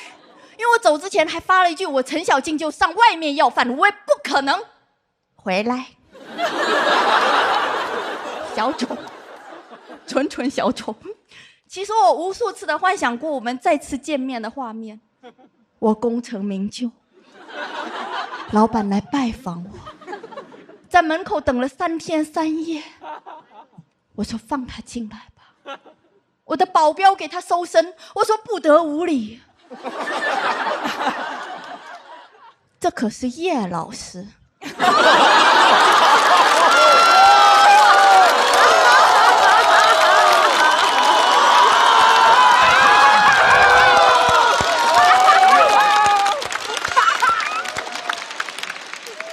此时记忆里总是神采飞扬、运筹帷幄的叶老师，露出了我从未见过的慌张和挫败。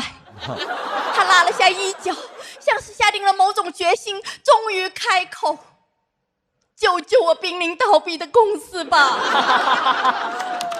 小静姐。”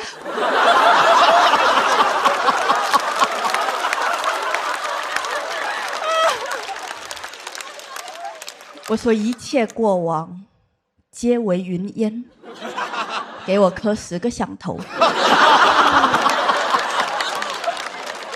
回顾过往，我当年确实是自不量力啊，但我不会怪自己的，我怪哪吒。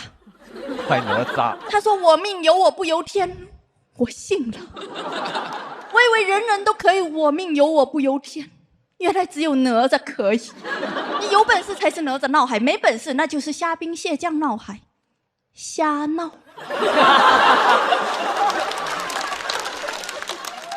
说了这么多，其实我内心从来没有后悔过离开公司。我自己开了编剧工作室，把自己养得很好。我觉得人一定要勇敢的离开会伤害自己的环境。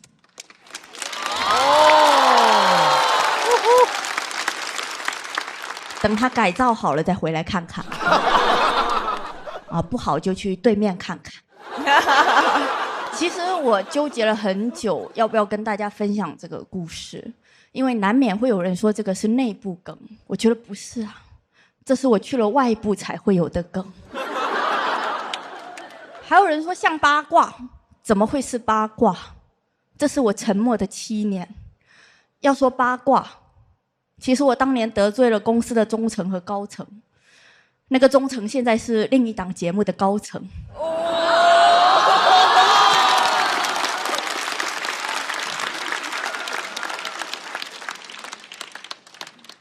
人竟然可以同时走死2条路。那2档节目刚出来的时候，所有的演员都不知道该怎么选，我也不知道。怎么敌人的敌人还是我的敌人？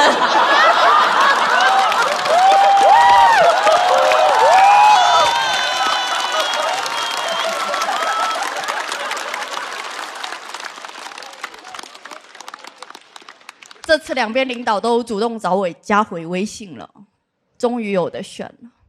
但我觉得哪里出的问题，我就回哪里解决，击毙你。所以人生是不会完蛋的，哪怕是过去看起来失败的战斗里，反抗本身也拯救了我。我知道我总是自不量力，但我愿意。惊为天海，夸父逐日，西西弗斯，小径回宫。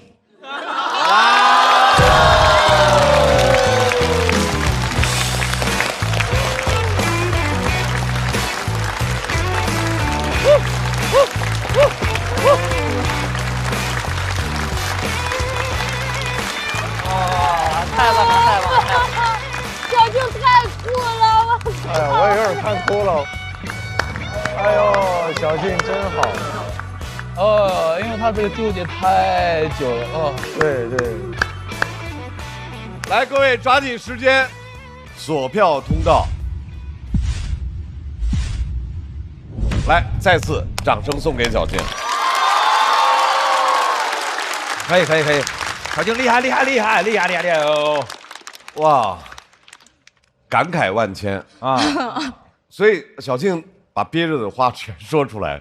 对，就是其实也纠结很久要不要说，因为大家也摸不清说到底会被怎么看待嘛。明白，就感觉这些年的对于自个儿来说也是特别大释放。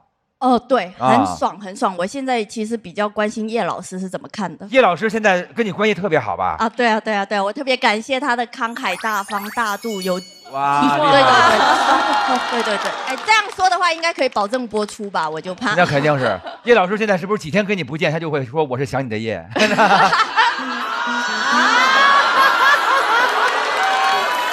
大老师你在干什么？没有，我在踢他过瘾啊，就是这样，就是。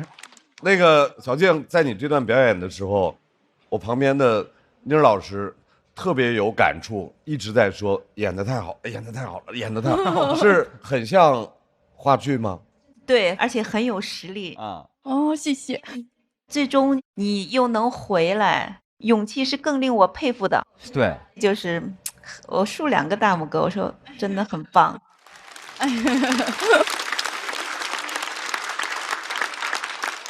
我激活了22年的记忆啊！哦，对，就是我们当时录的过程中就听说，知道吗？小静带着律师冲进了公司啊，然后但是我并不知道原来背后还有就是很长期的、很孤独并且有点心酸的历程，所以你今天分享出来，我觉得一方面很打动人，还有我觉得一开始是会为你感到紧张的，但是后面因为你自己也治愈了自己，而且完全站起来了，所以观众也为你感到鼓舞，我觉得很了不起。谢谢。我觉得就很有魄力啊，就是有魄力。对啊，无论是当初的绝对要离开，还是说现在自己要回来，我觉得小金一直在很坚定的做自己的选择。对，这样的气场呢，他又一直很强，他又很稳定。如果是我觉得我很难再去第二次踏入那条河，因为我觉得就是需要非常大的勇气。是的，但是你在里面重新找到了可能是一个载体，或者是一个怎么样的形式，你去把你的勇气放进去，然后去面对所有的一切。我觉得这样的勇气是我特别特别羡慕和特别喜欢的。真的是。谢谢。刚才周深说这个点特别靠谱，因为他感觉不是说后悔自个儿做没做正确的决定，他是让自个儿的决定变得更正确。就当时走的时候有点不顾后果啦，我不是很想会后果的人，就觉得必须得走。对。小金，我好喜欢你那段假想当中，当你成为一个大明星，他来求你的那段。你喜欢那一段？我非常喜欢。那你非常网文，不是？你去红果就能看到那样的东西，应该全是这东西吧？不是这个意思，我说的是谁又没有在压得特别低的时候做过这样的想象呢？而小静愿意把自己的这个想象拿出来，并且演得那么的气场强大，是。哦，我太喜欢那一段了。我非常感动，因为作为一个同样在事业、在职场上打拼了很多年的女性，我完全能够共情小静。而且我现在突然想到，应该在小静在跟你们公司在闹的那个时候，小静曾经做过我的编剧，她帮我写过一次稿子。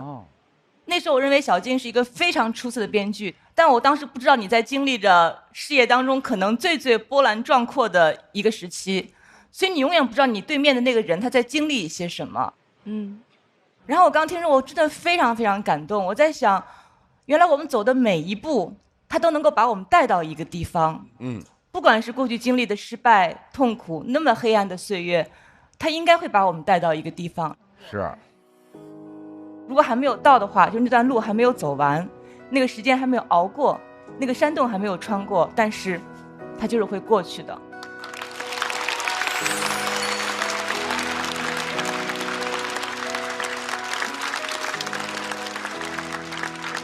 太棒了，小静。说实话，咱俩在这一季初见面的时候我就说了，我说我见到你很意外，小静，因为我和小静认识的时间应该是目前出场的演员里面时间最久的，所以当我看到小静又回到这舞台，我充满了小静，我可以明确的告诉你，我很激动，非常开心，非常激动，再次掌声送给小静，谢谢，厉害。来，小静休息一下。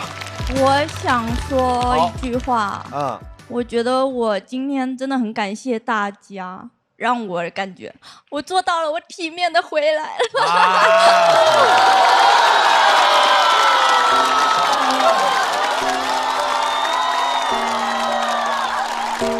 是你做到的。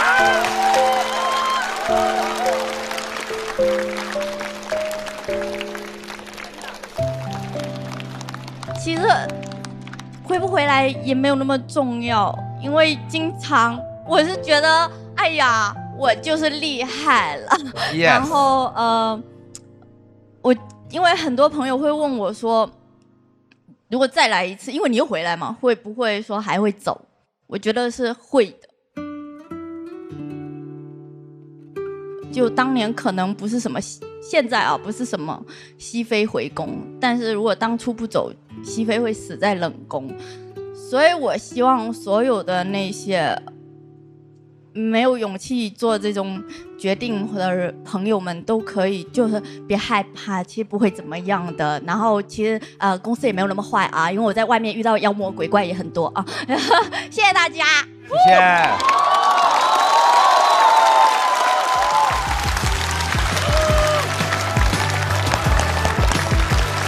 回到自己的小组休息一下。哎呦哎呦，这个小块服务这个好啊！哎呦，这个擦椅子这个殷勤啊！好嘞，看到了，感受到了啊！那行，态度完全不一样了啊！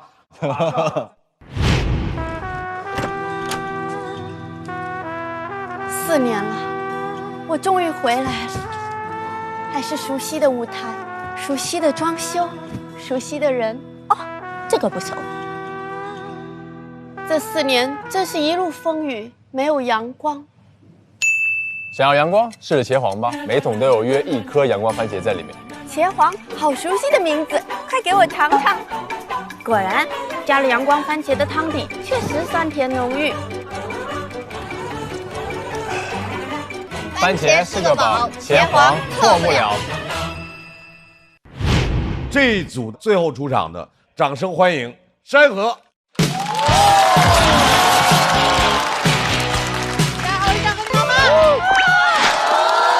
感谢山河带来我们上半场最后一场表演。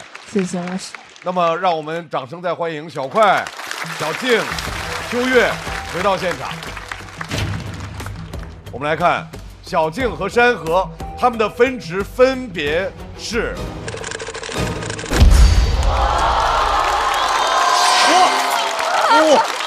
要了命！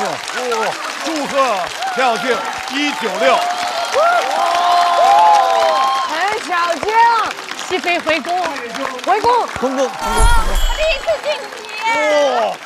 那也就意味着小快、小静不用被分开，你们的组将会继续往下打下去，2位同时晋级。二哥真好，真好，真好。我的天！终于出去了。拿这个。哎呀，哎呀！我的天哪！我又给你混起来了，又给我混起来了，这是复仇的女人，让你可以啊！哎，今天跟昨天的心情完全不一样了。哎呀，是啊，都可以靠在椅子上了。哎呀，真是，应该也不会有人说咱俩这坐姿不端正了。应该没人吧？这雅座。小静回宫，要补个口红吧。晋级了，还是要注重一下美貌。很奇怪，今天这个点都不困了，你是不是胃也好了？我一下子没毛病。原来这才是胃药啊！哎，成功才是最好的胃药。哎呀，哎呀，真是。想过今天是这个赛果不？感想不？赛前不是很感想。那块儿哥就是先出的你的片儿吗？那会儿啥心情？我坦白讲，比我想的要低，但是我想我演成这样呢，人给分就不错了，还要求什么呀？小静看到块儿哥分数出来的那会儿呢，我就觉得耶，赢了。他可能不了解规则，他不知道我赢了，也有可能待定，你知道吗？他可能不了解规则，对。第一次晋级！恭喜！大家替我开心，给我拥抱，为我流眼泪，都让我觉得很温暖。晋级了！哎呀！讲了这么多年，第一次晋级，哎呀，好开心啊！哦，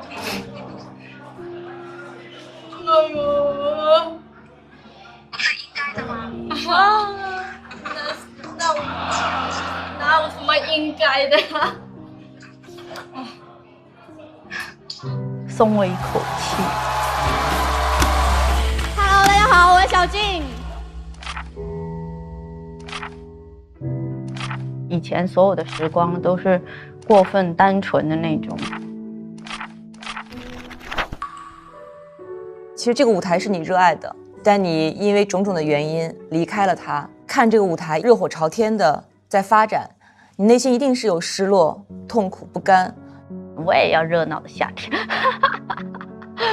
去年广智夺冠的时候，我就在日记里写，我说我希望明年我也能够参与进来。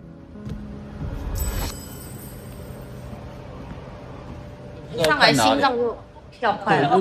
现在回到这里，其实挺害怕的，我就觉得没有安全感，我想待在棚里，我想熟悉这个舞台。我还有8种病。踱步，就疯狂在里面绕圈走，打点一下关系，舞台之神保佑我。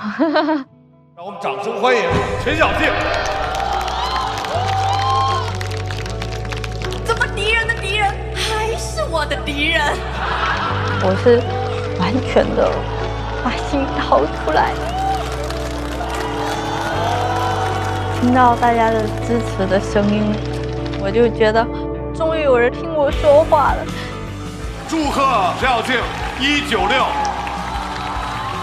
咬紧牙关成就自己。小静做到这一点，我觉得非常了不起。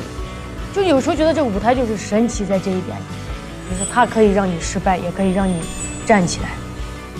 因为你的人生没有退路之后，就只能往前走。我俩已经 happy ending 了啊！就哪怕我过去做了很多蠢事，我觉得他也没有错。这场仗我好像赢了。人生是不会完蛋的，就一直勇敢吧。这是我的10年。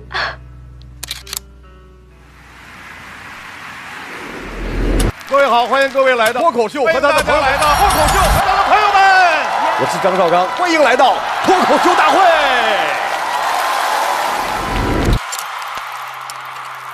16年，我在影楼修图吧。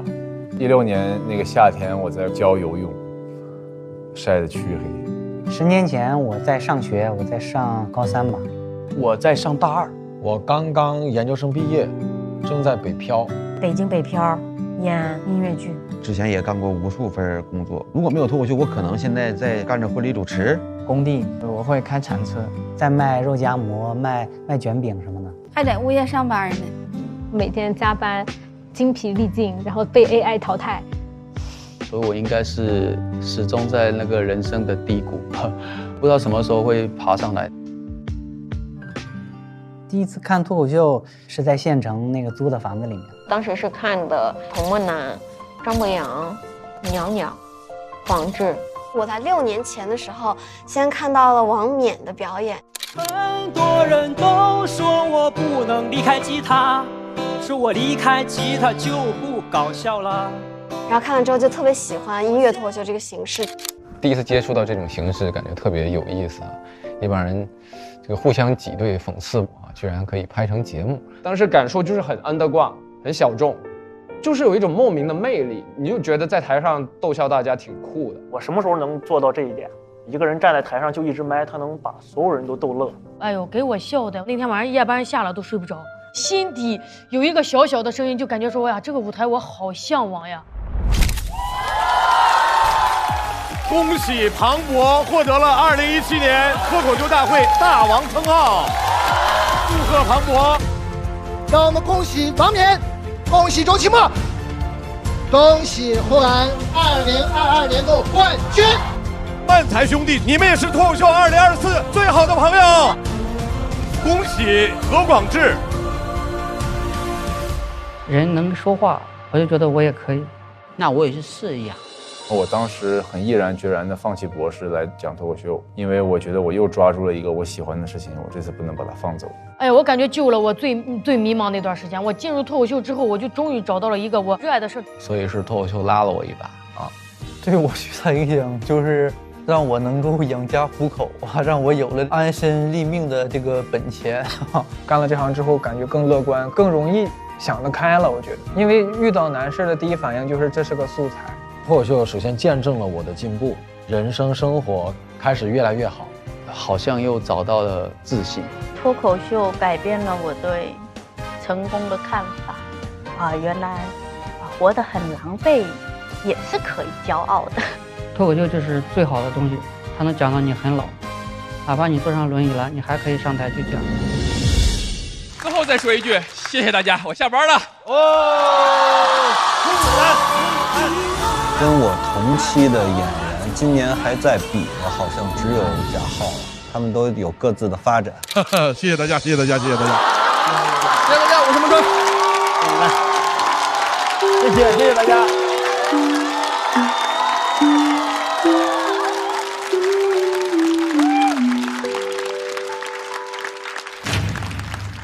让我们快乐的方式我们已经找到了，希望镜头前的你也是。我觉得像那个接力比赛，我稳稳地交出了那一棒。我会继续走下去。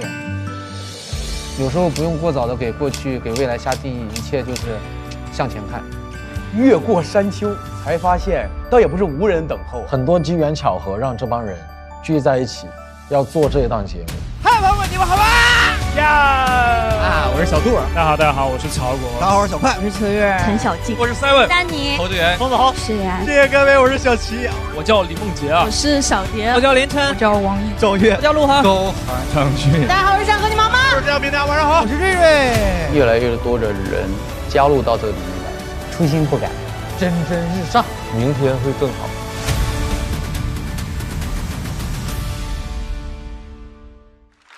脱口秀和他的朋友们的第3季第1赛段双人成型赛上半场已经全部结束了。我们现在先来看一下待定榜单。哇！我们来看，现在有14位朋友待定：高寒、瑞瑞、冯子豪、世玉、Seven、侯志源、小杜、曹国、林琛、山河、秋月、李文、小蝶和王颖。希望刚才被拆散的这些朋友能够早日的重逢。晋级有实力，经得起大众点评。接下来让我们来看一下本场的晋级名单。有4组保持原有的组的形态，还有4位朋友虽然晋级了，但是他们已经被打散了。每个喜欢脱口秀的朋友都是最好的脱友。这里还有一条给脱友的专属邀请：打开效果小程序，参与每日演员盲盒翻卡活动，随机解锁演员小卡，还可以参与脱友认证线上答题，有机会解锁现场录制名额、演员周边、线下门票等福利。关注效果工厂公众号，获取更多的演出资讯。各位，比赛仍然在继续，下周同一时间继续关注。我们下半场再见。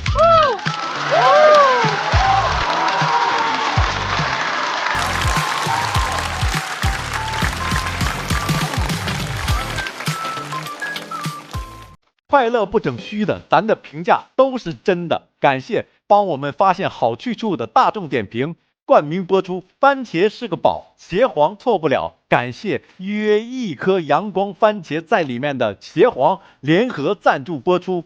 颜值7克，鲜满10分。感谢颜值下降但鲜味爆表的海天博颜特约赞助播出。烟火气氛正好，可口可乐不能少。感谢一口上爽，烧烤更有烟火气的可口可乐赞助播出。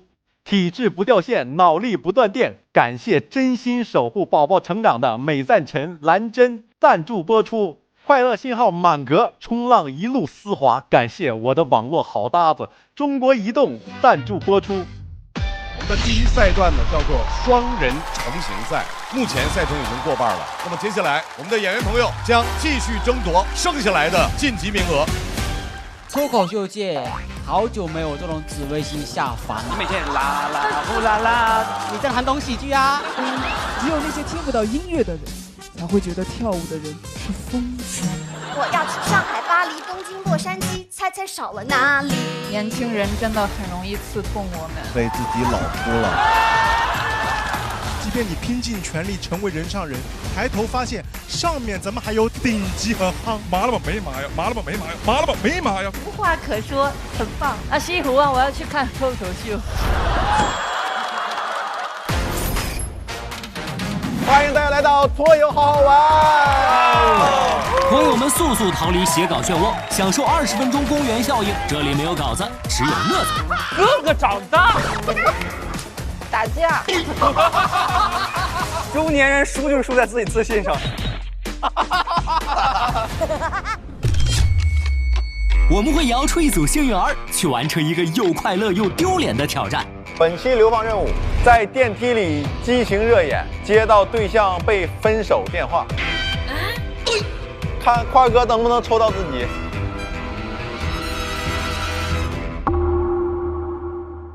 快乐不整虚的，咱的评价都是真的。感谢帮我们发现好去处的大众点评冠名播出。番茄是个宝，茄皇错不了。感谢约1颗阳光番茄在里面的茄皇联合赞助播出。颜值7克，鲜满10分。感谢颜值下降但鲜味爆表的海天博颜特约赞助播出。可口可乐益生元汽水，快乐不卡顿。本节目由可口可乐行业赞助播出。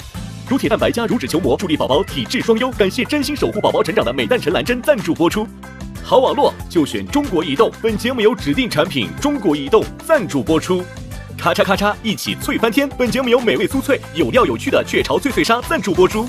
一场仅朋友可见的线下聚会即将开启，打开效果小程序即可参与限定活动。6月26日起，周5、周6中午12点正片更新，会员抢先看1周。每周日中午12点段子加更，居然还有段子可以看。每周2中午12点，拖游好好玩公园看脱口秀演员的游戏时间。合作生活拖游日记大王洞的夏天即将上线，遇见他们第2季即将回归，朋友们请保持期待。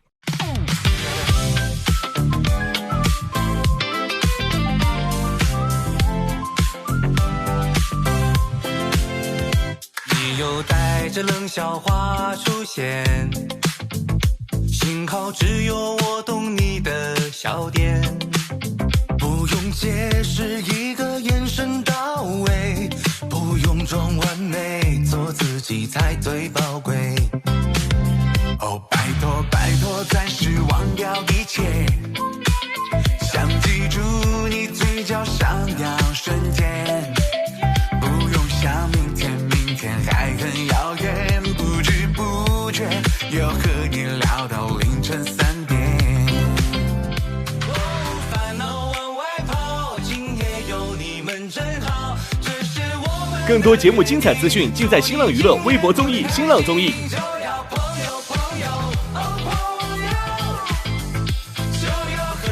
感谢丽丽城传媒、天气通、新浪新闻、腾讯娱乐、GQ 对本节目的大力支持。感谢指定问答社区知乎的大力支持。上知乎参与脱友3问题讨论，参与知乎剧综圈子活动，解锁惊喜好礼。感谢独家播客合作平台小宇宙。想继续听脱口秀演员们台前幕后的真实故事，上小宇宙 APP 搜索脱友3特别企划，一起听见喜剧人的老友局。感谢脱口秀和他的朋友圈：安阳喜剧、搞笑圈喜剧、后阳喜剧、来风喜剧、莱赛喜剧、蓝梗喜剧、是个喜剧、无名喜剧、喜剧联合国、跳海酒馆、北平机器、水果汤泉、Mix 岛、西西里村对本节目的大力支持。